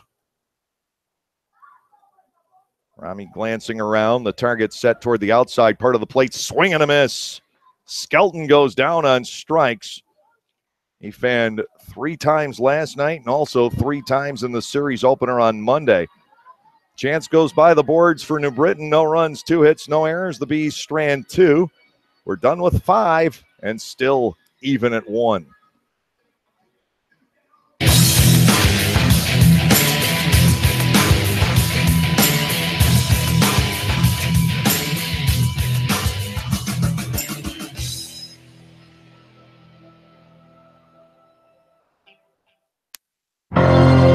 Celebrate the history of our national pastime at the National Baseball Hall of Fame and Museum in Cooperstown. See priceless treasures that will bring your baseball memories to life. Cooperstown is where you, your family, and your friends can relive baseball's greatest moments and honor the all-time greats of the game. Plan your family visit today at baseballhall.org. Not only does the Federal Tap House have the largest selection of craft draft beers in Lancaster City, they have amazing food to go along with those elite beers. Open every day for both lunch and dinner, their menu has something for everyone, including a special lunch menu available every Monday through Friday, as well as their normal menu. So when you're in the mood for great wood-fried pizzas, handcraft coal-fired burgers, or our all-inspiring duck fat fries, head over to the Federal Tap House. That's the Federal Tap House, 201 North Queen Street in downtown Lancaster, open by 11:30 every day of the week.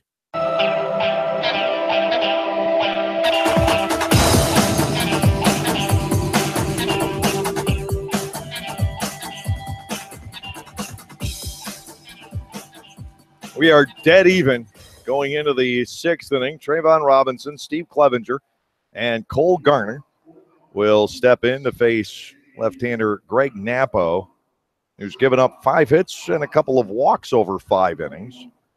The Barnstormers managing just the 1 run so far. Trayvon Robinson having a very frustrating night so far. He has fly to right on a running catch by Hinshaw and then drilled a liner to left. Run down by Connor Bierfeld the second time up. Trayvon will take a strike here. It is 0-1 against Napo. Barnstormers, as we've told you, are very good. Second half of the game ball club. Napo getting Robinson to chase. It's 0-2.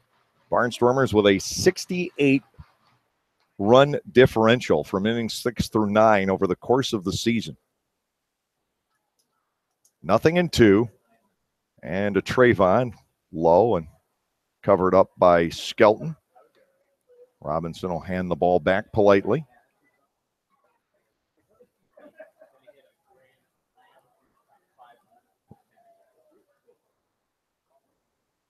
One and two. Here's the wind by Napo. The pitch is high. Robinson checks on the swing, and they try to ask for help. James Skelton is sort of nonchalantly turned down by John Grasso over at first base. 2 balls, 2 strikes, the motion, and ball 3 is inside and low. Robinson trying to fight to get his way on base here, starting off the 6th inning.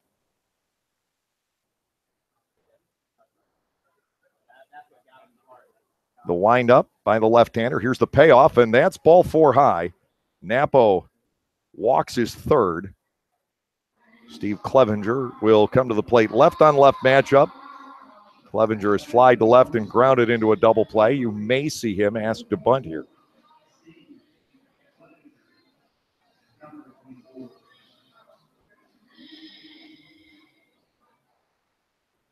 Lancaster with yet another base runner. 3rd inning in which the leadoff man is reached. Pitch to Clevenger. No sign of a bunt. He swings and misses. It's 0-1. And that's managing long-term as opposed to short-term. You want Clevenger to get his swings in. It's not always about that game you're playing right now. Steve with a pop-up foul out of play on the left. It is 0-2.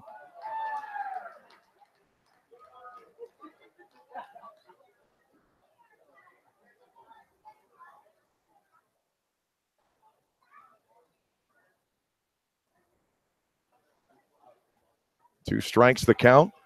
Napo back to the plate. This is lined to left center field, in for a base hit.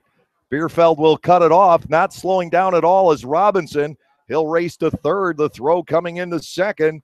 The Barnstormers have been at the corners for Cole Garner, trying to make the tie here in the 6th inning. Cole Garner has a double into the right field corner and on one of the worst jam swings of all time, floated a ball over to Jovan Rosa at third. Double play even will get the Barnstormers the lead right now. Robinson, the lead man at third. Clevenger taking his swings and driving the single into left center field. Here's a pitch to Garner. He grounds a foul right over toward Sean Halton in the on-deck circle. It is 0-1. Barnstormers fell behind in the 1st inning, tied it immediately in the 2nd, and we have sat there. to Garner, a swing and a miss. Napo gets ahead of him, 0-2.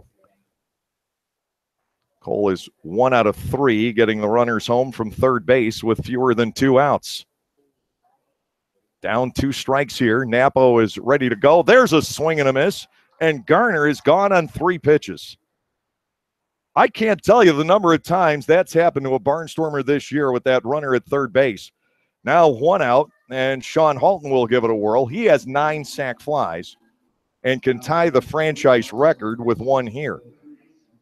An RBI double for Sean in the second inning and a deep fly to center in the fourth. He will give the Barnstormers a lead if he can match that last at bat.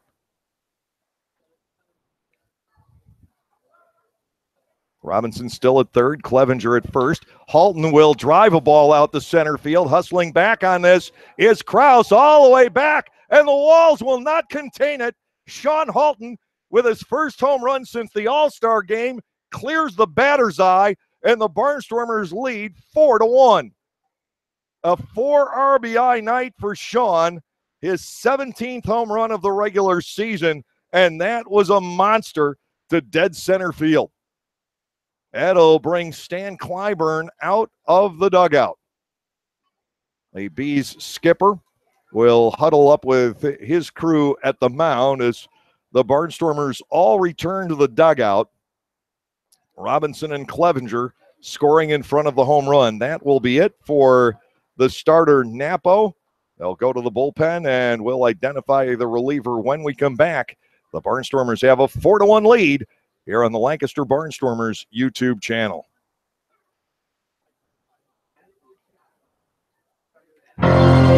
Celebrate the history of our national pastime at the National Baseball Hall of Fame and Museum in Cooperstown. See priceless treasures that will bring your baseball memories to life. Cooperstown is where you, your family, and your friends can relive baseball's greatest moments and honor the all-time greats of the game. Plan your family visit today at baseballhall.org. Silicon, microprocessors, and thousands of lines of code. Raw elements transformed into innovation by Lexus. For a limited time, experience advanced safety technology for yourself at the Lexus Golden Opportunity Sales Event. But hurry, these offers won't last. Now through September 5th. See Bobby Rahal Lexus in Mechanicsburg.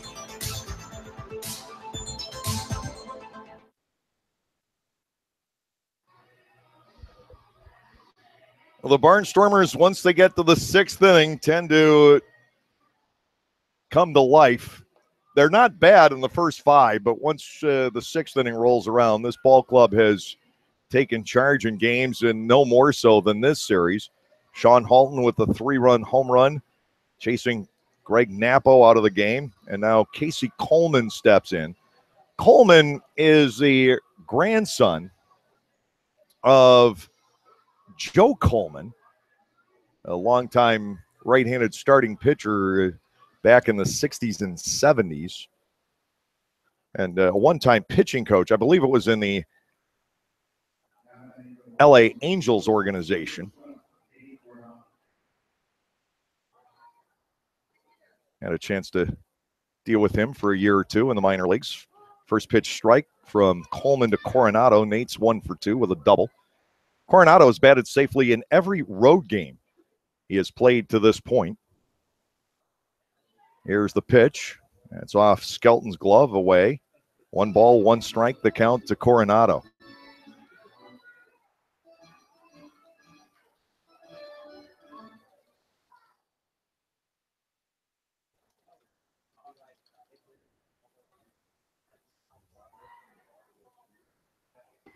Good looking breaking ball. Back to the inside corner, 1-2. And actually, he is the son of that Joe Coleman, to correct the record, who played in the major leagues from 65 to 79. Way outside, 2-2. And Joe Sr. also was a major leaguer, a generation before that for quite some time. 2 balls, 2 strikes. Coleman working to Coronado. That's outside. And the count is full, 3-2. Casey Coleman gave up 3 hits and 2 tying runs. Back in the 6th inning, Coronado drove in the game tire with a double. Here's the payoff pitch, swing and a miss here. Coronado out on strikes for the 2nd time in the game, around a double in the 4th inning. Now Garrett Weber stepping in. Weber has doubled and flied to left.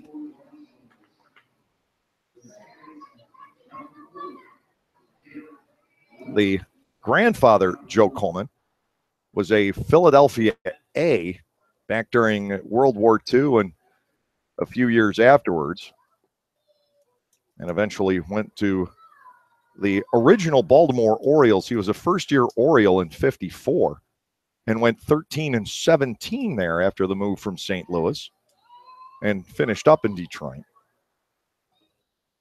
Back to the inside corner with that sharp breaking pitch. Weber will bat at a ball and a strike. Lancaster with a 4-1 lead here in the 6th inning tonight, trying to sweep the series. Rami Lewis looking to pitch them there. Weber with a swing and a miss to get the 1-2. But what a night for Halton, a double, a home run. That swing is back. Boy, when he gets it going, he is just devastating. And it'll go for a few days, and then you won't see it for a couple of weeks, and it'll come back. Now to Weber. Here's the 1-2 from Coleman. It misses outside. 2 balls and 2 strikes. Casey Coleman was one of the first players to have a contract purchased out of this league this year. He went to Houston just after facing the Barnstormers here in April. Weber with a chopper foul up the third base line, gets to stick around. 2 balls and 2 strikes against Coleman.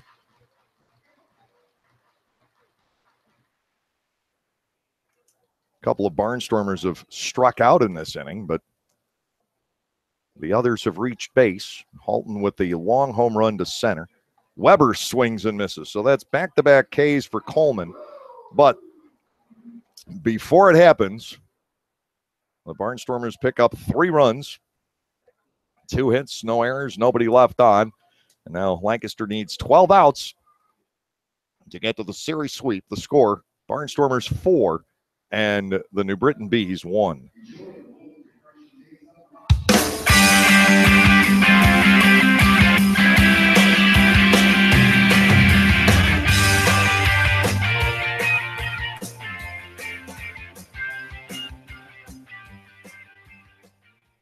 Enjoy great ballpark food at discount prices. The Lancaster Barnstormers offer numerous chances to enjoy your favorite ballpark foods this summer. On Sundays, Burke's hot dogs are only $1 all game long. Hess's Barbecue brings back the all-you-can-eat pig roast on Mondays and all-you-can-eat chicken and ribs on Tuesdays. Tuesdays are also Fill Your Tummy nights at the stadium, where for only $10, you can stuff yourselves with popcorn, hot dogs, fries, nachos, and soda. Upstairs, we have Pat's Pizza and Pinball Mondays and Fat Pig's Wing Wednesdays, where you can pair food and beer with a Barnstormers game. Barnstormers baseball, make a night of it. Silicon, microprocessors, and thousands of lines of code. Raw elements transformed into innovation by Lexus.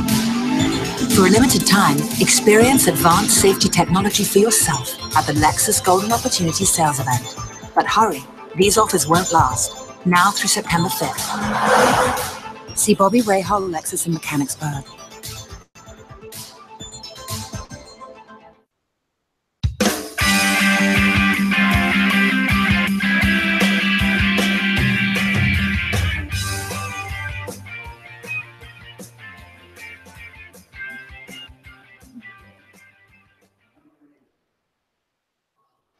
Rami Lewis trying to set his sights on his 6th win of the season. He leads 4-1 as we go to the bottom half of the 6th inning.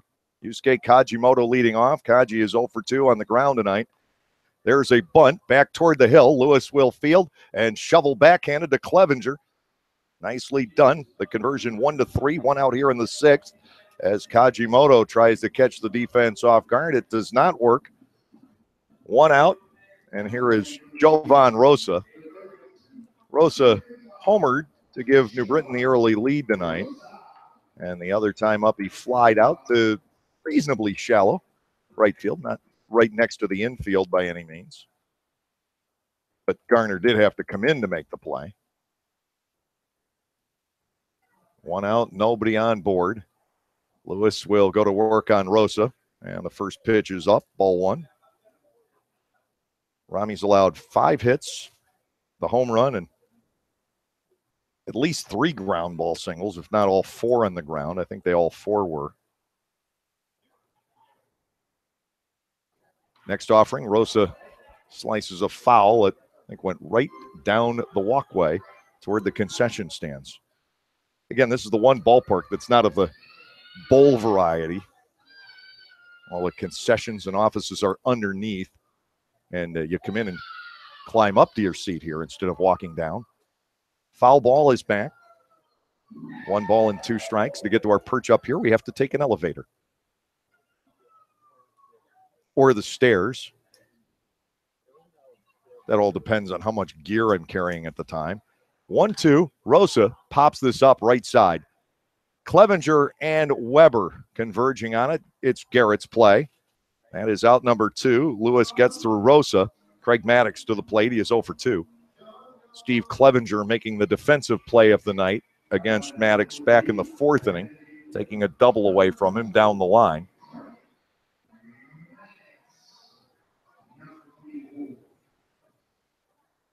Lewis has stayed away from the walk entirely tonight. He has struck out 3.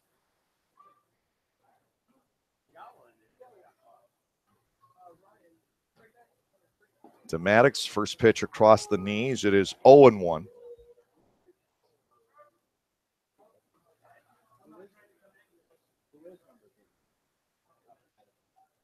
Defense totally fanned out here against the lefty batter who pokes a foul down the left field line, curling out of play.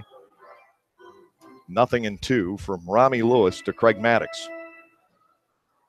Lewis, of course, a year in Bridgeport and 3 in York. Confounded the Barnstormers over the years. His only complete game shutout in the Atlantic League was against Lancaster in 2015. A ball club that got shut out a lot. There's a ground ball off the hands of the first base coach, Tsuyoshi Fujiwara. That's about the only thing he'll ever fumble. He is amazing to watch with the glove. We've seen him a couple of times as a pinch hitter in this series. He just turned 20. 0-2. The count to Maddox. Lewis's pitch off the inside part of the plate. Ball 1, 2 strikes. Craig Maddox has a very peculiar stance. You'll know it's him in the box. It's so relaxed, it's like he's not even ready. Stretches his hands up high over the head, faces the pitcher, the bat almost out in front. The 1-2 pitch is dribbled foul. Still, the same count on Craig Maddox. Connor Bierfeld, the left fielder, waits on deck. It's been the Sean Halton show for the Barnstormers here tonight. He has all 4 Lancaster runs batted in on a double and a homer. Back to work is Lewis. Here's the 1-2, and Maddox hits a high pop fly, shallow left field. Having some trouble with it initially is Millage, but then he signals that he picks it up. That'll end it. A 1-2-3 inning for Lewis here in the 6th. Nothing across. We're headed to the 7th. It is 4-1 Barnstormers.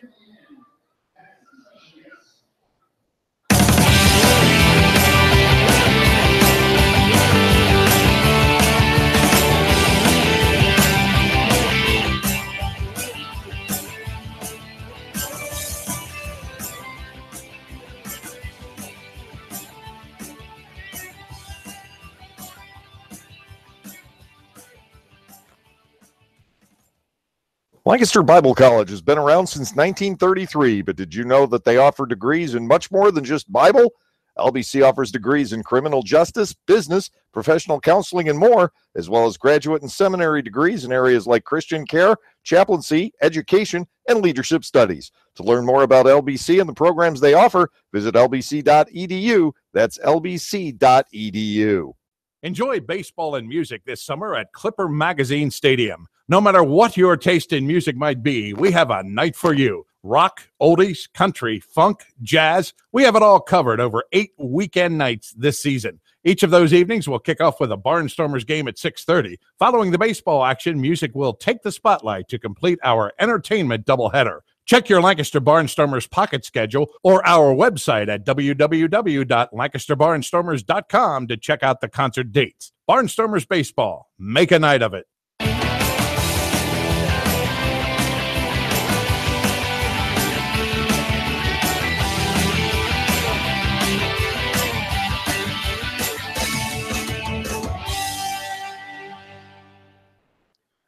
Four runs, 7 hits, no errors, and 3 left for the Barnstormers. A run on 5 hits, no errors, 3 left for New Britain. Here's Lastings Millage leading off against Casey Coleman, and another dandy breaking ball is there for a strike. Coleman clearly has the feel for that pitch this evening. He struck out the 2 batters he faced in the 6th. He's ahead of Millage, 0-1. Lastings has walked in line to short. There's a high pop fly left side, fading back the shortstop McGuigan. Well back along the left field line, but he is there, 1 out. Tyler Clark, the catcher, will step in. He'll bat left-handed against Coleman. 0-for-1 with a walk is Clark in the ball game. 4-1, the Barnstormers leading.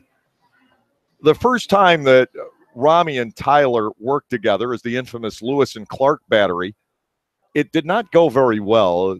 Somerset ran all over them. But ever since then, they have seemed to team up pretty well. Tyler has gotten better. He's learned a lot here. He's been a great student of Anderson De La Rosa. And then the Barnstormers are above 500 with Clark in there. A drive out the center field. Krause with his back to the plate. He'll get there, but hard hit off the bat of Tyler Clark to dead center field. 2 outs here in the top half of the 7th inning.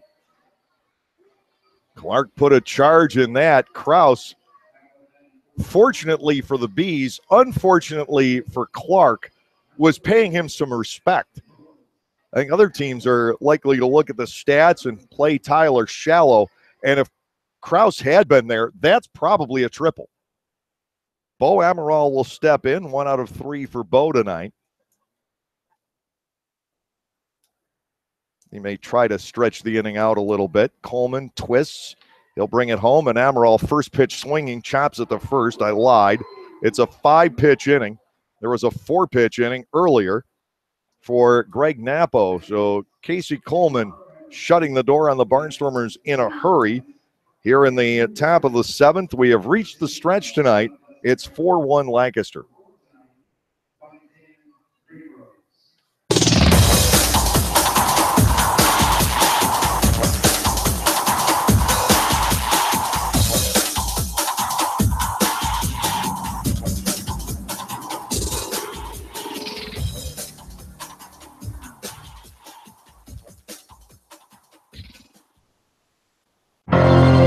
Celebrate the history of our national pastime at the National Baseball Hall of Fame and Museum in Cooperstown. See priceless treasures that will bring your baseball memories to life. Cooperstown is where you, your family, and your friends can relive baseball's greatest moments and honor the all-time greats of the game. Plan your family visit today at baseballhall.org. Hey Barnstormers fan, be in the know as soon as it happens. We have a number of social media options for you to stay in touch with everything Stormers. Know what Silo's up to, the latest player moves, game results, schedule changes, and be the first to get in on surprise flash deals. Or simply buy your tickets or ask us questions. So like us on Facebook, follow us on Twitter or Instagram, watch us on YouTube, and be a part of the growing Barnstormers family on social media.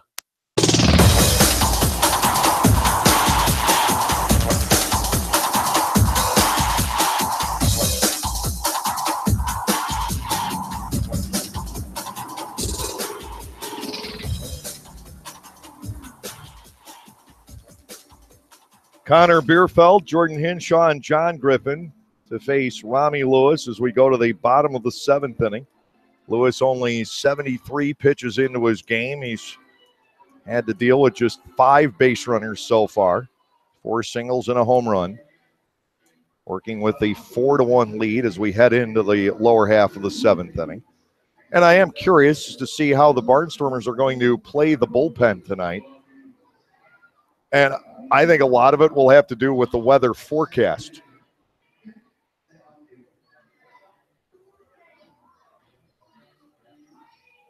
You want to have Schumann and Carter ready to go for tomorrow and not use them tonight.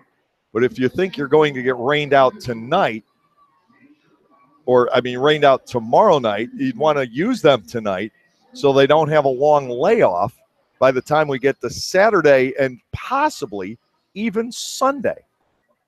So it'll be interesting to see how Ross and Scott play it here. Connor Bierfeld to lead off the 7th inning. But I don't think they would mind at all if Rami Lewis could go all 9 innings tonight. Bierfeld has struck out and grounded to second. 0 for 2. Bierfeld tonight. Lewis working from that third base side of the rubber, deals, and the first pitch across for a strike here. It is 0-1. So much fun coming back to this stadium after 15 years not being here. Last year, used to come in here in the Eastern League, and I've got some great memories of this ballpark. My favorite is the year we had to sit here and wait for an outcome between Reading and Harrisburg to see if we made the playoffs officially or had a play-in game. Ground ball to the second baseman, up with it Weber, quick snap throw. Bierfeld is retired. Weber stays busy out there tonight. One man down, Jordan Hinshaw stepping in. He has twice grounded out to the second baseman. One of Rami Lewis's best starts of the year, maybe not the best. He's had his 2 best against the Long Island Ducks, and then the Ducks got to him the last go-around. 1 out, nobody on base. Hinshaw stepping in. Lewis operating with a 4-1 lead. Here's the motion and a Hinshaw. It's off the inside corner. Ball 1 and no strikes. I also saw one of the strangest things ever here. Outside and a Hinshaw 2-0. I'm pretty sure it was the winning run, but definitely a crucial run. Score when the catcher's throw back to the mound hit the bat and rolled away, allowing a man to come home from third. E2, the call. Inside and low. 3 balls and nothing on Hinshaw, a guy you don't want to have to deal with on base in this situation. John Griffin, the first baseman, waits on deck. Lewis hasn't walked the batter yet, but behind here, 3 balls, no strikes. And that is ball 4. All of a sudden, off the mark with 4 straight, Lewis was barely missing. 1 out runner. John Griffin coming in. And Sean Halton mysteriously has to clean out his cleats and take a pinch of the rosin bag.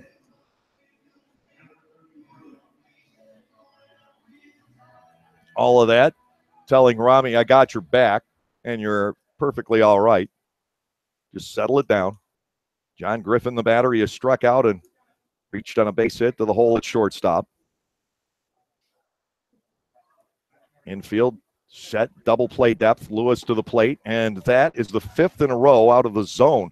And this has just developed suddenly. It's like an acute onset for Rami Lewis, who had hardly missed the strike zone at all night.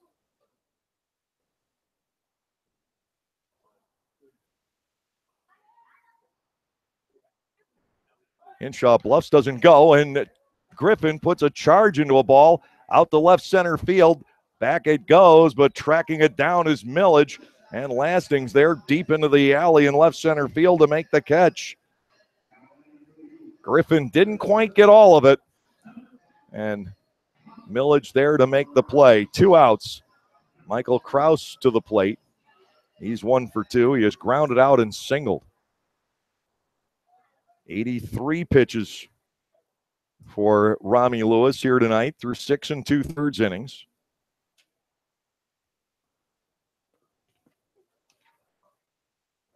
Hinshaw, the runner at first, as Kraus digs in. Pitch to Michael, cut on and missed. It is 0-1.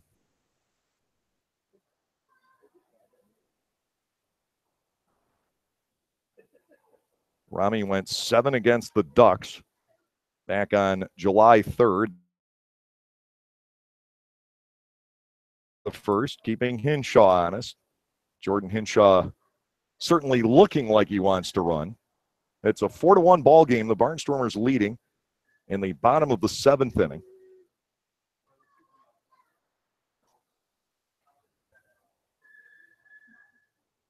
Lewis comes to the set. He'll come to the plate, and he's low to Kraus. A ball and a strike. Jake McGuigan, the shortstop, waiting on deck.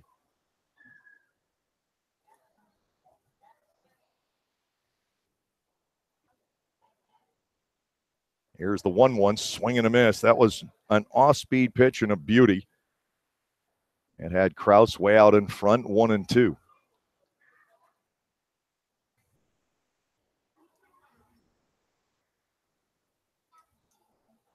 Lewis has a gold chain working. Ready with the 1-2. Hinshaw takes off, and this pitch is launched out to right field. Back on it goes. Garner Cole to the track to make the catch. So these last 2 outs have been long and loud, but they've been outs. No runs, no hits, no errors, and Hinshaw left the board. We'll go to the 8th inning. It's still 4-1 Lancaster.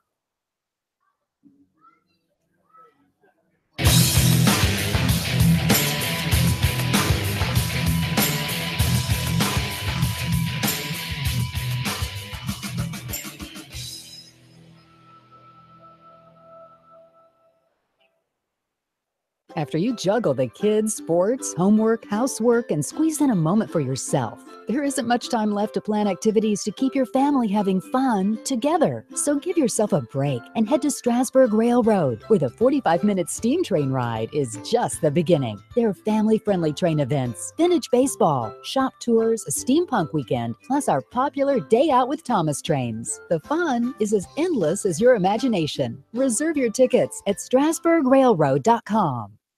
The Federal Tap House is a great place to stop by after a Barnstormers game and continue your enjoyable evening in downtown Lancaster. Featuring 100 beers on tap, including many craft beers from here in Central PA, the Federal Tap House has something for everyone's palate, not to mention a full bar and elegant wine selection for the non-beer geeks in the group. For the entire lineup of brews, check online at federaltaphouse.com. That's at Federal Tap House, 201 North Queen Street, just blocks from Clipper Magazine Stadium, or at their other location in Harrisburg.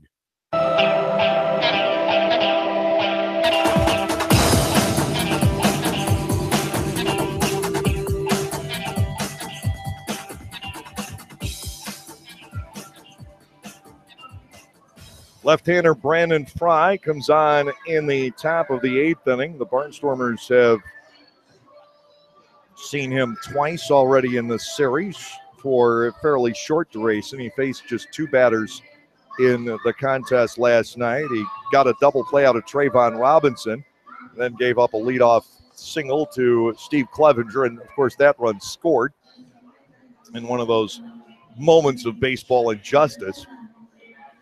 All right, it looked like Fry was terrible last night. An ERA of 13.5 for the game. He got 2 ground balls on about 4 pitches. And his mates in the bullpen let his run score. Here's Trayvon Robinson tonight, 0 for 2 with a walk and a run scored. Hit the ball very hard for an out back in the 3rd inning. Fry will go to work, and to Robinson, a first pitch strike. It was Trayvon who grounded into the double play when Fry entered the action last night. Barnstormers trying to protect a 4-1 advantage in the 8th inning here tonight. We've managed to avoid the rain. They thought we might get some. Breaking ball, and that's pretty on the inside corner, 0-2.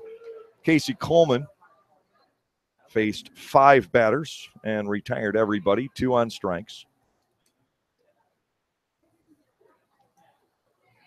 Napo 7 hits, 4 runs in 5 1/3. Fry comes back and snaps it inside and low to Robinson. Ball 1 and 2 strikes.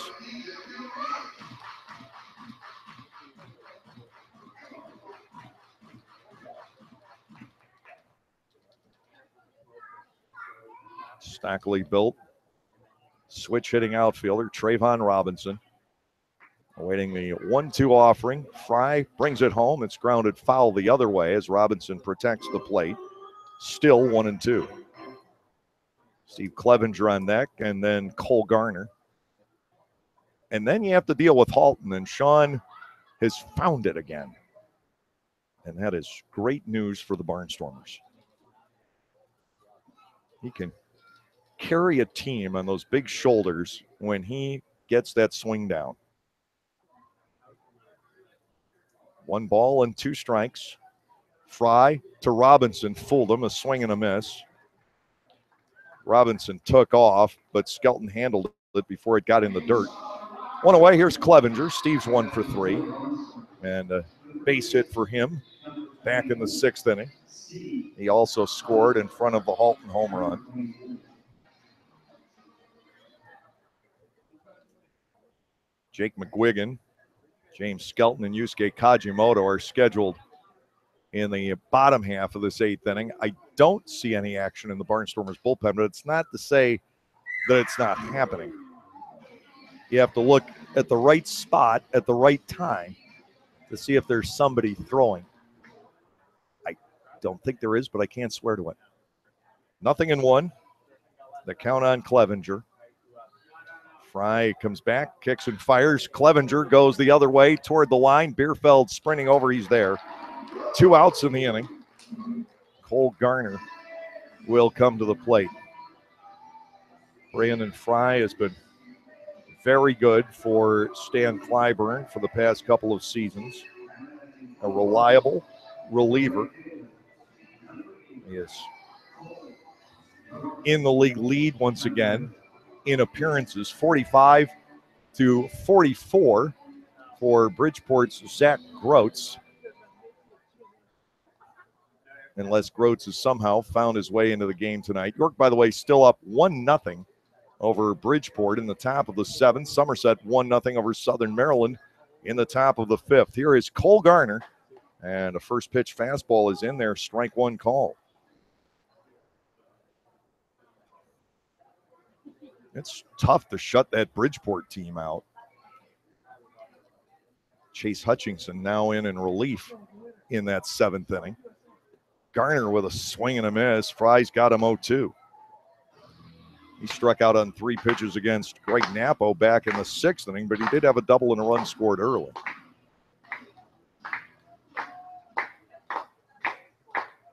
Frank Gailey made that start against Bridgeport tonight.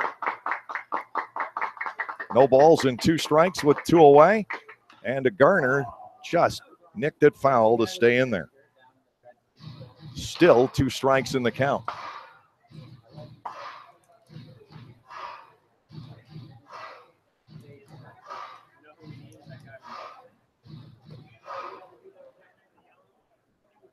Alonzo Harris homered leading off the ball game for the Revs, and that is held up. He's a pretty good player. Longtime St. Paul Saint, Alonzo Harris. Garner back in, 0-2. Lancaster looking for its first base runner against the New Britain bullpen.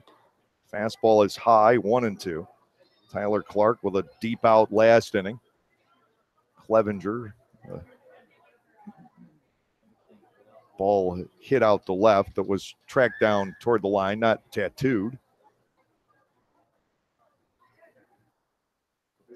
1-2. Garner hits it off the wrists. Foul ball up into some empty seats along the first baseline. Cole continues to bat at 1 ball and 2 strikes. McGuigan, Skelton, Kajimoto in the bottom of the 8th. Lewis should still have something left in the arm. There's breaking ball, strike 3 called. Garner goes down looking. 1-2-3 for Brandon Fry in the top of the 8th. Barnstormers getting nothing done off the New Britain bullpen here tonight. We'll go to the bottom of the 8th. Lancaster still up 4-1.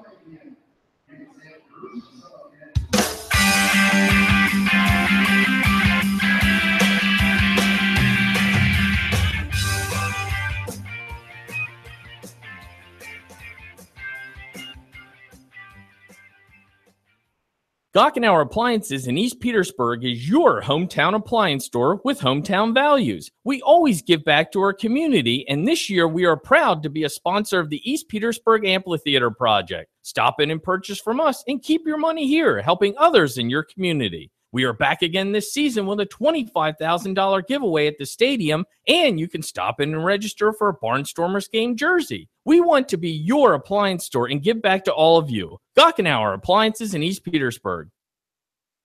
Hey, Jane, check it out. 2 brand new Fast Play games from the Pennsylvania Lottery. Yeah, you just pick your game, get your ticket, and see if you've won. And with Payday, you could win progressive top prizes instantly. Instantly? That's fast. Not faster than me drinking this frozen slush. You okay? Ouch. Headache. Oh. Fast Play. Play fast, win instantly. The Pennsylvania Lottery. Players must be 18 or older. Please play responsibly. Benefits older Pennsylvanians every day.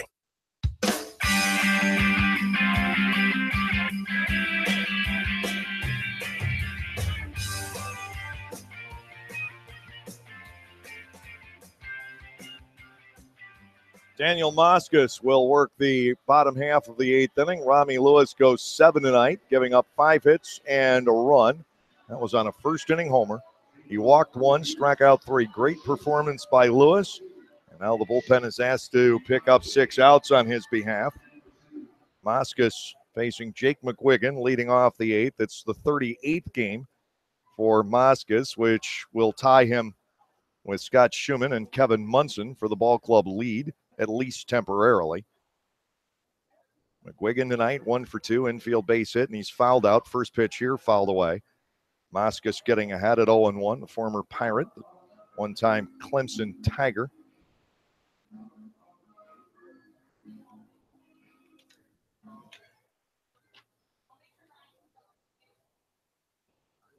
Southpaw will go to work, and to McGuigan, it is high and inside, 1-1. Halton is tight to the line over at third. That's not because you want to be in the no doubles with a 3-run lead, but they must expect McGuigan to really pull the ball around against Moskos. 1 ball, 1 strike. Daniel to the plate, swung on and missed. Make it 1-2. Moskos 4-1 with the 2.67 ERA, 27 hits, 10 walks allowed in 33 2/3 innings. He has fanned 32 opposing batters. 1 ball, 2 strikes on McGuigan. Moskos comes back and busts a fastball high, 2-2.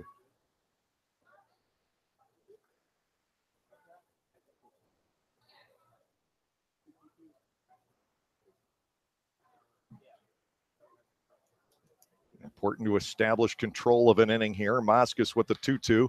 McGuigan lifts a fly ball down the left field side. Long run for Milic. He'll pull up as it goes foul and out of play. McGuigan will stick around with a count of 2 balls and 2 strikes. Massachusetts native Jake McGuigan.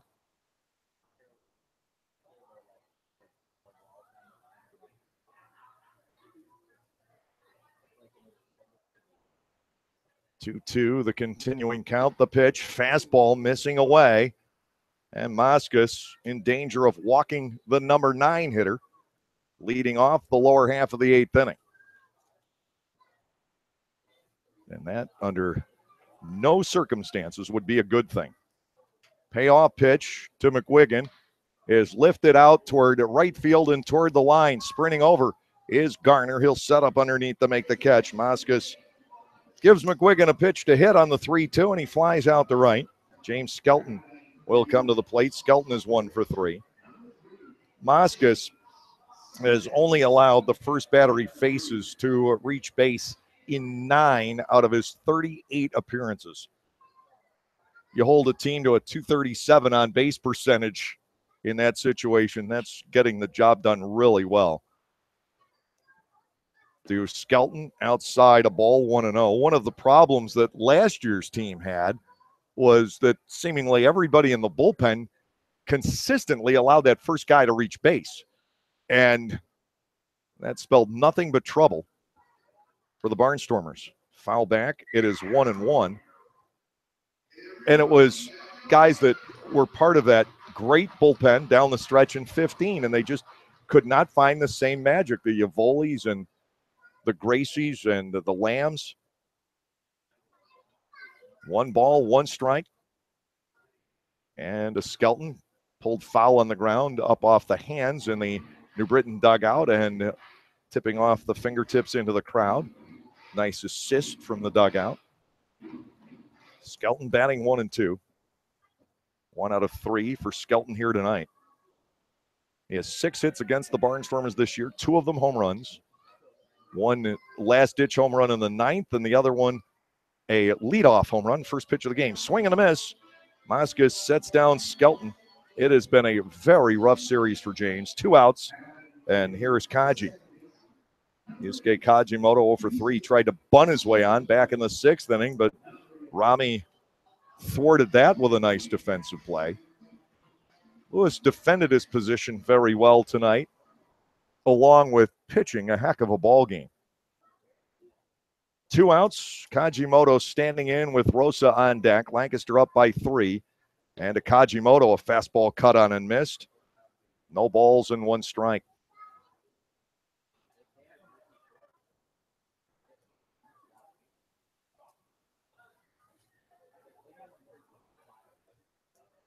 Four outs left to get for the Barnstormers to execute a 4-game sweep here in New Britain. The pitch is outside.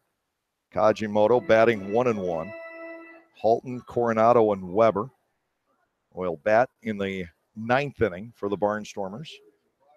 Again, York will come in here tomorrow. The Barnstormers need New Britain to win a couple ball games there. It's laced toward the edge of the screen. Just got the netting. It is a ball and 2 strikes. Barnstormers headed down to Southern Maryland. And once Lancaster gets home on Monday, the bulk of the rest of the schedule is at home. The Barnstormers do not go back out for consecutive road series out of town. They do play York and Somerset back-to-back away from home, but it's not really away from home when you're in York. It's Lancaster West.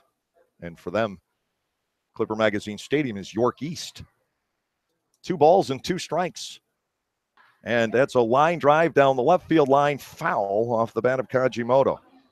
And foul by only a matter of a couple of feet. Still 2 and 2 on the New Britain second baseman, a 3-year Barnstormer, part of the 2014 championship team. What an amazing club that was offensively down the stretch, with certainly enough pitching with Schwinden and Watanabe and the like to get through. 2 and 2. Here's the delivery. He got him. 2 strikeouts in a row for Moskos. Nothing across in the lower half of the 8th inning. The Barnstormers bullpen has had an absolutely brilliant series here in New Britain. We're on our way to the 9th. It's 4-1 Lancaster.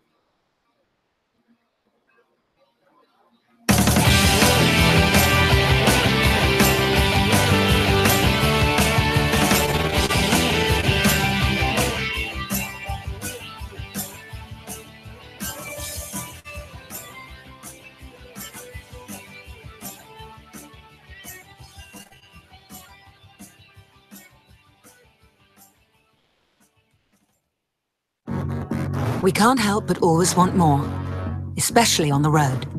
More horsepower, heightened handling, elevated design. Get more out of your drive with the Lexus IS. Bold styling, track-tuned handling, available 306 horsepower. Experience the exhilaration of the IS 350, IS all-wheel drive, and IS Turbo. See Bobby Rahal Lexus in Mechanicsburg. Enjoy baseball and music this summer at Clipper Magazine Stadium.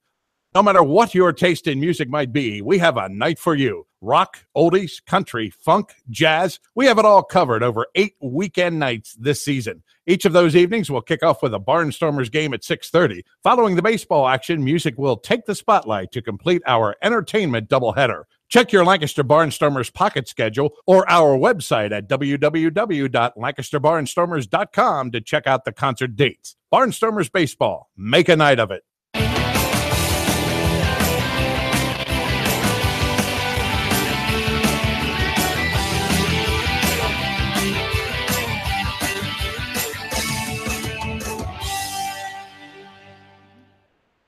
Brandon League will take over for the Bees here in the ninth inning. Longtime big leaguer. Brandon 0-1 with a 6.12 earned run average. He ended up with the loss here on Monday night as a result of singles by Rico Noel and Steve Clevenger in a wild pitch in the top of the eighth inning.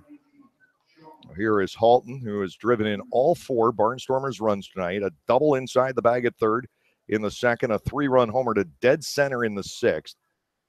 League will go to work, and Halton is crowded inside. Ball 1-0. Nate Coronado and Garrett Weber will follow. The Barnstormers wouldn't mind some insurance. Rosa, Maddox, and Bierfeld are scheduled in the bottom of the ninth inning. We'll see who might come on to close. To Halton, it is outside 2-0. Daniel Moscas pitching a clean eighth inning.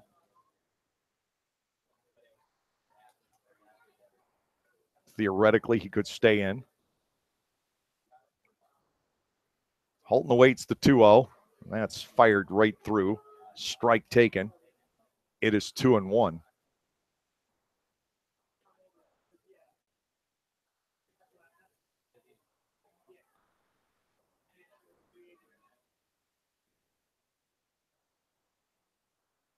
Way in there. Well, Sean with a big advantage in the count. 3 balls and a strike. York continues to lead Bridgeport 1-0. They are now in the bottom of the seventh inning. Sugar Land and Long Island in a wild one at Bethpage. 8-8, bottom 5. Somerset 1-0 over Southern Maryland into the sixth inning. Here comes the 3-1. Halton looks at it all the way. It is 3-2. Just didn't like it.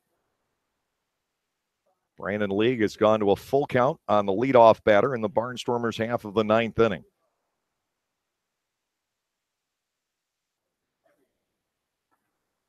And Sean will get time. He needs to readjust a glove. 4 runs batted in for Halton in the game tonight. Gives him now 58 on the year. He is second now behind Casey Hobson. Here's a 3-2, and there's another one taken to deep center, but he didn't get all of it, and Krause will have a play as he fades back, 1 out. Nate Coronado will step in. Coronado has struck out twice in the game, but he's also doubled to keep his road hitting streak alive at 9 games. He only batted safely in 1 out of the 3 games at home against Long Island this past weekend. He had a couple of base hits in that one. One away here, Coronado batting. On deck is Garrett Weber. League is ready to go. Coronado pulls the trigger and misses.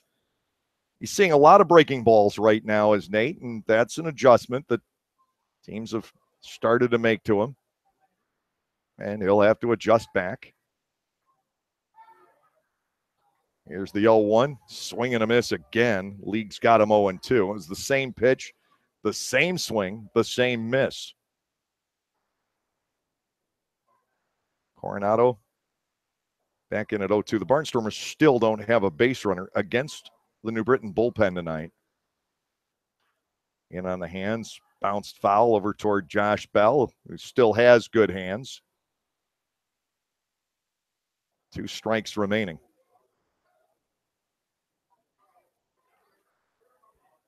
It's been 9 up and 9 down against the New Britain bullpen in this one.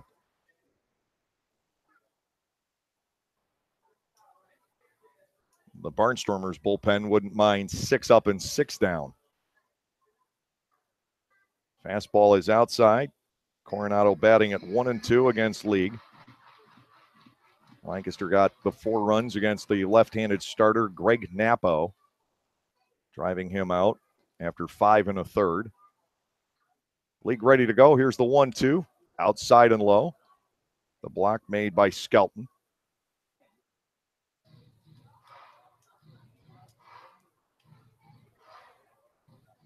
Two balls, 2 strikes.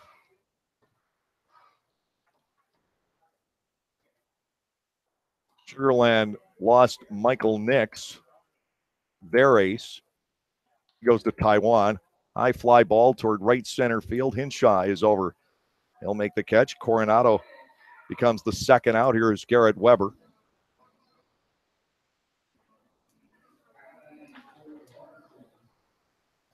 Josh Prince went on the inactive list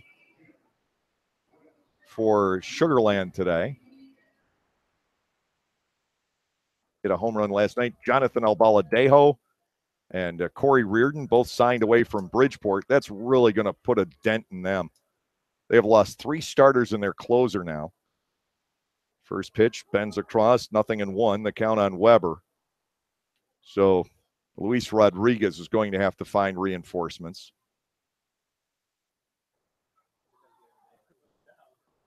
Down and away. Weber bats at a ball and a strike.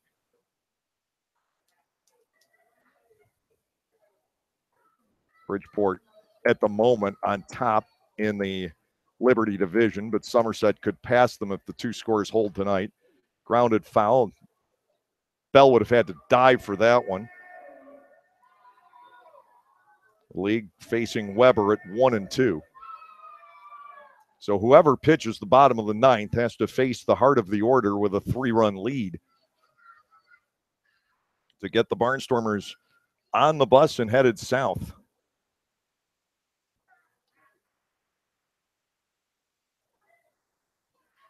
Here's the motion. Weber swings and misses. So it's 11 up, 11 down for the New Britain bullpen here tonight. Nothing doing for the Barnstormers in the top half of the 9th inning. So 3 more outs needed for Lancaster. Rosa, Maddox, and Bierfeld are the scheduled batters with the score. The Barnstormers 4 and the Bees 1.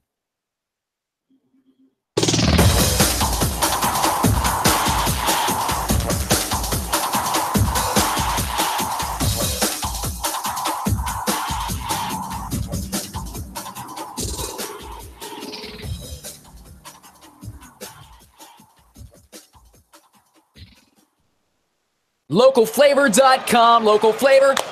Localflavor.com, local flavor. Excuse me, are you saying localflavor.com? Oh, yeah, it's where I save big bucks on all kinds of things. Home improvement projects, dining out, family fun, electronics, jewelry, clothing. I even bought my wife a fancy spa package for half price. Half price? Yep, you know all the deals you find in Clipper Magazine. I love Clipper Magazine. Well, they're all on localflavor.com too. And you can get them right on your phone thanks to localflavor.com's mobile app. Here, take a look. Well, this app is amazing. Look at all these restaurants, amusement parks, car washes, fitness centers. This is worth sharing about. Exactly. Localflavor.com online, the Local Flavor mobile app, and Clipper Magazine together. It's like a triple play. Do the cheer again. I'm in. Localflavor.com, local flavor. Come on, everybody! Localflavor.com, local flavor. Localflavor.com, local flavor.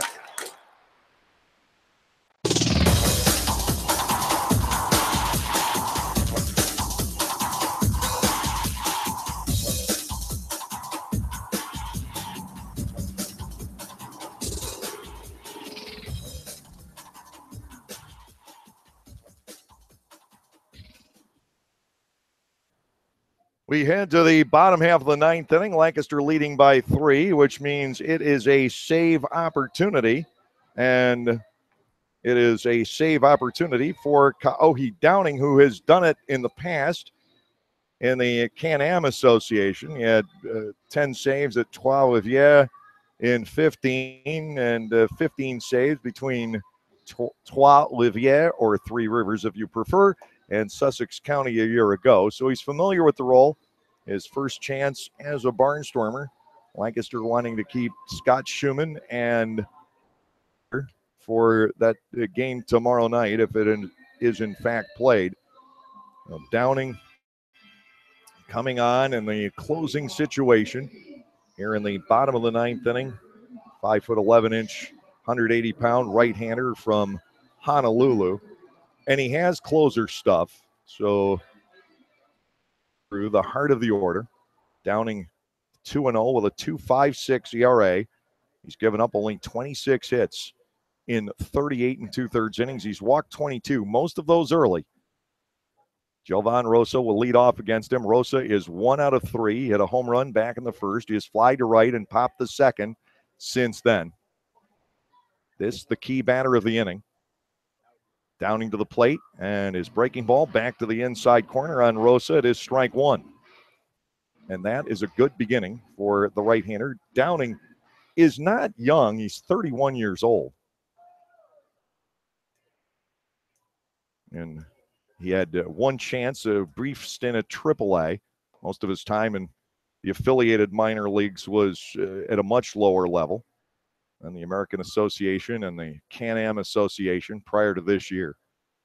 But this has been a growth year for him too.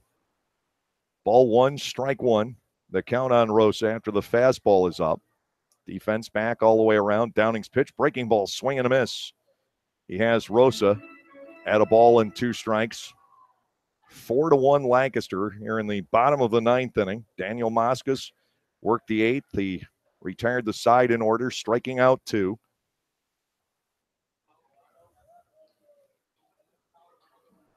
Downing goes to work, working with Tyler Clark as a battery mate. Here's the 1-2 offering in the dirt and away. Now 2-2 on Rosa.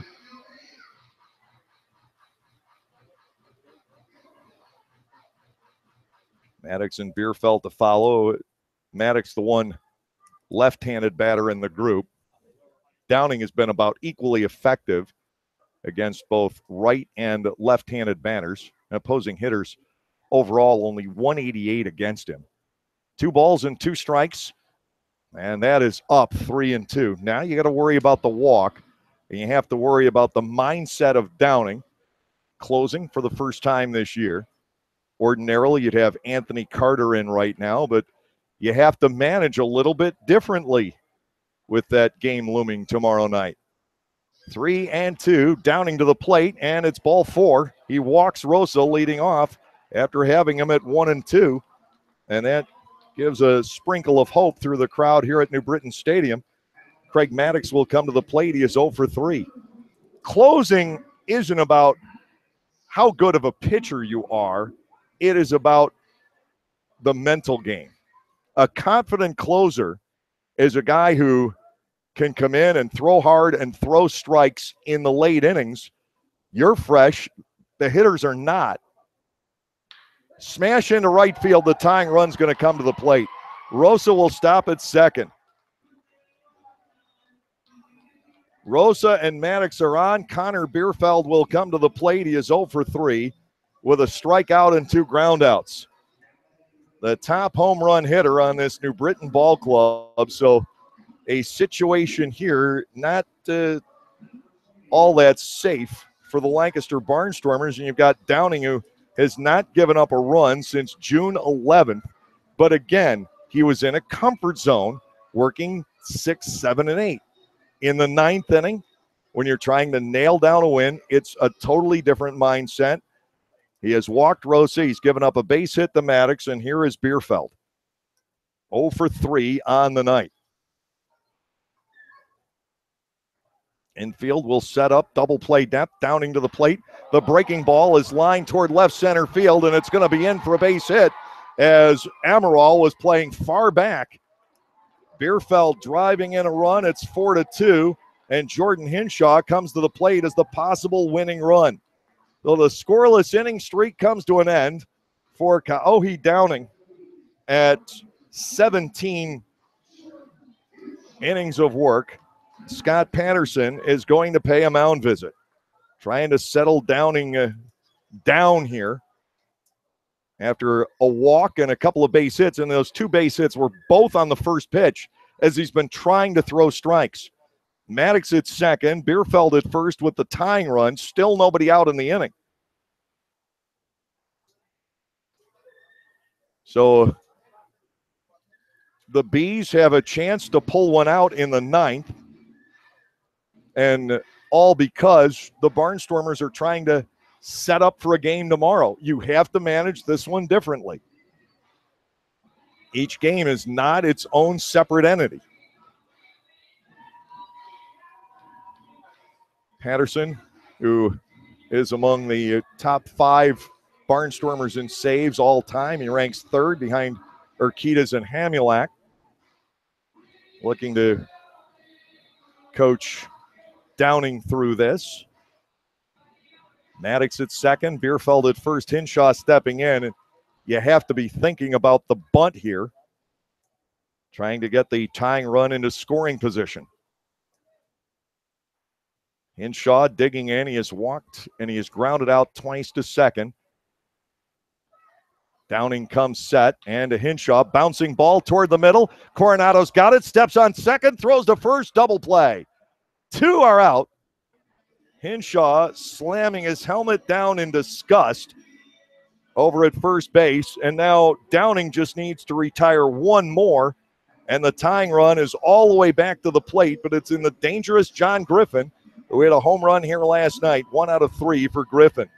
Maddox at third with 2 gone, as Coronado handled that grounder up the middle and got the double play started. 6 unassisted to 3. 2 outs, runner at third. The Barnstormers with a 4-2 lead. Griffin stepping in. Downing needs to get one more. Here's the pitch. Griffin lofts a foul out of play to the right. It is 0-1. That double play taking care of a lot of ills here in the 9th inning.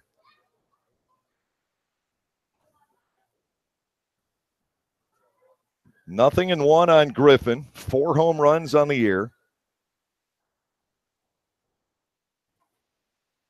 Downing will go back to work. Here's the motion and the pitch. Swing and a miss. Fastball exploded in on John Griffin. Downing needs one more strike. It is 0-2. He has had in his career some significant scoreless stretches, including one 2 years ago in the Can-Am. 0-2. Griffin awaits. Downing ready to go. The pitch, ground ball, foul outside the bag at first. Griffin having ideas about sneaking one past Steve Clevenger. Still 2 strikes.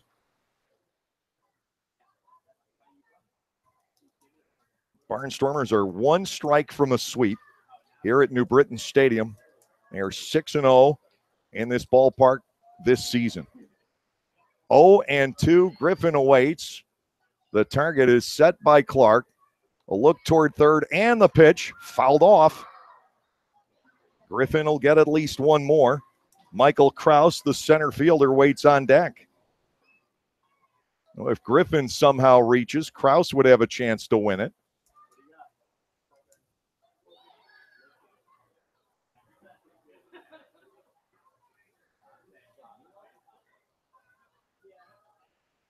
Oh and 2. The count on Griffin. Downing ready to go. Here's the pitch. And Griffin would not chase. It's well outside and low. Ball 1 and 2 strikes. The Bees trying to snap a losing streak at 4. The Barnstormers looking to extend a winning streak to 5. 4-2 ball game, bottom of the 9th inning. 1 ball and 2 strikes on John Griffin. He is the tying run at the plate. Downing ready to go. Here's the 1-2. It's past Clark, and coming home is Maddox to make it 4-3 on the wild pitch. More importantly than the wild pitch and the run scoring, it's ball 2 on Griffin. Only that run matters for stats. It does not matter for winning and losing this ball game. But now a 1-run contest here in the bottom of the 9th inning. Downing has not been able to put John Griffin away. 2 balls and 2 strikes with Kraus looming on deck. Well, if you're the Barnstormers, you cannot make a mistake here. 2-2, Griffin backs away.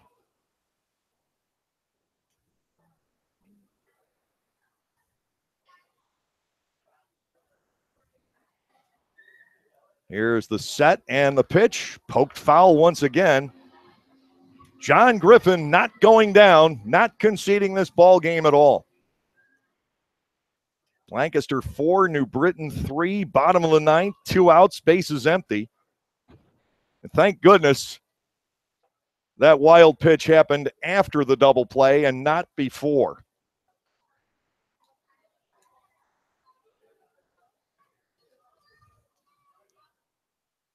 Two and two to Griffin. Downing to the plate. It's popped up.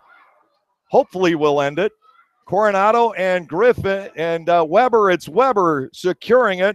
And the Barnstormers sweep the New Britain Bees here at New Britain Stadium and get on the road in a reasonable amount of time here tonight. 2 runs on 2 hits with no errors, nobody left on base. We'll be back with the wrap-up show coming your way next. Our final score tonight, the Lancaster Barnstormers 4 and the New Britain Bees 3.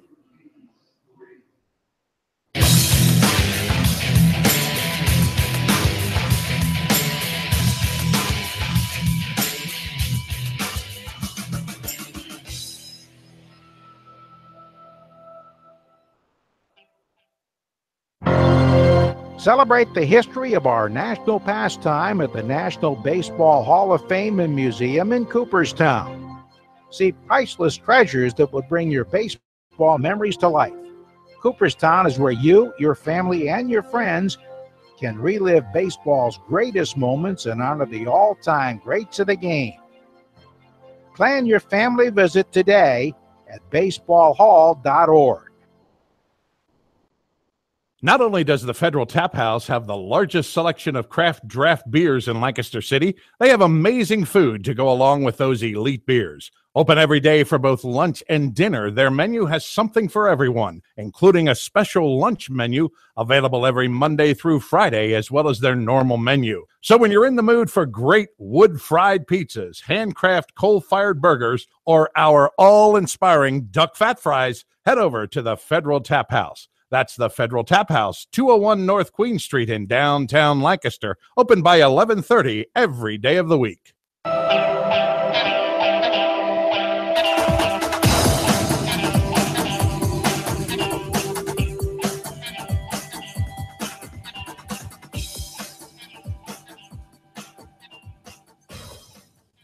Well, a very promising beginning to the second half of this season continues for the Lancaster Barnstormers, who are now 10-3 since the All-Star game and 8-2 on the road in that stretch, taking 4 of 6 at Sugar Land and all 4 here at New Britain Stadium. Tonight, 4 runs on 7 hits with no errors and 3 left for the Barnstormers. New Britain, 3 runs on 7 hits with no errors and 4 men left on base. The win goes to Rami Lewis. He is now 6-7 for the season. The loss to Greg Napo, also the starter. He is 0-1. Kaohi Downing with the save is first. A little bit rocky in the 9th inning, but in the long run, he got the job done, holding on to the 1-run lead. The lone home run, Jovan Rosa with the solo blast back in the 1st inning with 2 outs against Lewis. That was his 12th of the season. And Sean Halton, a 3-run homer for the Barnstormers, his 17th of the year.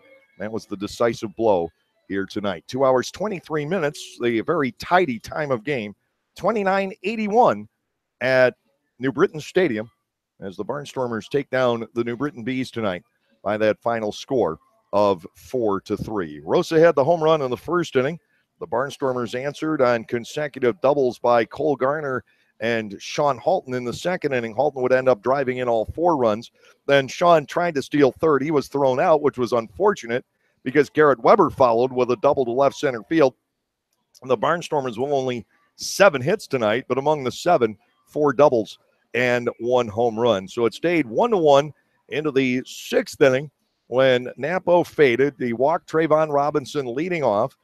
Steve Clevenger followed with a single to left center field, chasing Robinson to 3rd, and 1 out later, Halton unloaded with a bomb over the batter's eye, straightaway center field. He's got good power to dead center field. It's not the first time he's cleared the batter's eye this season. He does it here at New Britain Stadium tonight for the 3-run homer, giving the Barnstormers the 4-1 lead. The bottom half of the 9th got scary as Jovan Rosa led off with a walk and a 3-2 pitch from Kahoe Downing, his first save opportunity as a Barnstormer. Craig Maddox and Connor Bierfeld followed with singles. The tying runs on base with nobody out. Jordan Hinshaw went after the first pitch he saw from Downing and wrapped into a 6-3 double play. That took a lot of the starch out of it. Maddox did score from third on a wild pitch, but John Griffin popped out to end the ball game. The Barnstormers preserving the 4-3 lead and protecting first place in the Freedom Division. They'll have at least a 2-game lead coming out of action tonight. We'll have the out-of-town scores. They will be coming your way next right here on the Barnstormers YouTube channel. Localflavor.com, local flavor. Localflavor.com, local flavor. Excuse me, are you saying localflavor.com? Oh, yeah, it's where I save big bucks on all kinds of things. Home improvement projects, dining out, family fun, electronics, jewelry, clothing. I even bought my wife a fancy spa package for half price. Half price? Yep, you know all the deals you find in Clipper Magazine. I love Clipper Magazine. Well, they're all on localflavor.com too. And you can get them right on your phone thanks to localflavor.com's mobile app. Here, take a look. Well, this app is amazing. Look at all these restaurants, amusement parks, car washes, fitness centers. This is worth sharing about. Exactly. Localflavor.com online, the Local Flavor mobile app, and Clipper Magazine together. It's like a triple play. Do the cheer again. I'm in. Localflavor.com, local flavor. Come on, everybody! Localflavor.com, local flavor. Localflavor.com, local flavor. Around the Atlantic League, it is still 8-8 between Sugar Land and Long Island. They have gone to the bottom of the 6th inning. In the bottom half of the 8th at York, the Revs are up now 3-1 over the Bridgeport Bluefish. So it looks like the Barnstormers' lead will stay at 2 over the York Revolution in the second half in the Freedom Division. York is becoming a concern. Somerset leads Southern Maryland. That is a 1-0 ball game in the top half of the 8th inning. If Somerset can win that one, the Patriots would jump ahead of Bridgeport in the second half standings in the Liberty Division. That is perfectly fine as far as the Barnstormers are concerned, because it would open up a wild card opportunity, and the Barnstormers are just about there in their race with the Bridgeport Bluefish for a wild card spot. The Barnstormers would now trail by just 1/2 game in case Lancaster doesn't win either half in the Freedom Division, and it goes to separate ball clubs. But it's all moot. It's all moot if the Barnstormers win their first game over the weekend against the Southern Maryland Blue Crabs, whenever exactly that does happen. On to the Major League scores, and it's a limited schedule on this Thursday. Earlier today, it was a wild game at Nats Park. Wild only for the Washington Nationals at the plate. They had 8 home runs, including at one point 4 in a row off poor Mike Blazak, who will go down in some kind of history book for allowing 4 straight home runs. Max Scherzer, the beneficiary of all of that, as the Nats beat the Brewers 15-2. In other finals today, it was the Cleveland Indians edging the Los Angeles Angels 2-1, and the Toronto Blue Jays pulled off an 8-4 victory over the Oakland A's. Tonight, it's 5-3 Tampa over the Yankees in the Bronx. They're in the top half of the 6th inning. The Miami Marlins are up 2-0 over Cincinnati. They've gone to the bottom of the 5th. They finally got underway in St. Louis. No score between Arizona and the Cardinals. The Cubs are up 3-1 in the South Side against the Chicago White Sox. Later on, the Mets take on the San Diego Padres in San Diego. That will be getting underway at almost any moment. The Barnstormers sweep this 4-game series at New Britain Stadium. The Barnstormers are now 12-2 against the New Britain Bees. Tomorrow night is the game that we have been waiting for since Garrett Weber dropped the ball up onto the picnic deck against the Somerset Patriots in the bottom half of the 9th inning back on July 2, sealing that tomorrow night's game would be meaningful. It would decide the first half. It just so happened the Barnstormers ended up in a dead heat with the Southern Maryland Blue Crabs at 38-31. But even if the Barnstormers had been a game behind, tomorrow night's game would have also determined the tiebreaker. That is now rendered as a moot point. So it's for all the marbles in the first half tomorrow night. Brad Bergeson getting the start for the Barnstormers. Daryl Thompson will be going for the Southern Maryland Blue Crabs. Bergeson's been pitching extremely well for Lancaster over his past few starts. Thompson is a roll of the dice, but John Harris figured that Thompson, the Atlantic League veteran, the local guy, earned the right to make that start tomorrow.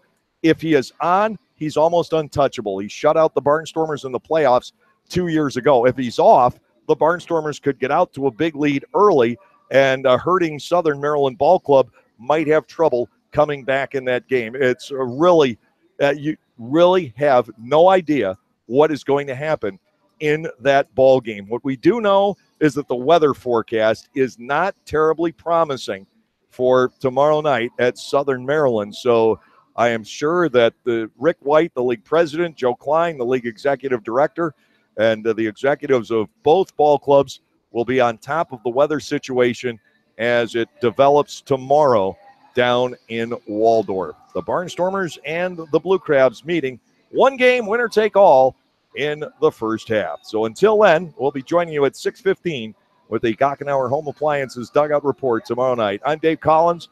Have a great evening, everyone, and we'll see you at the ballpark.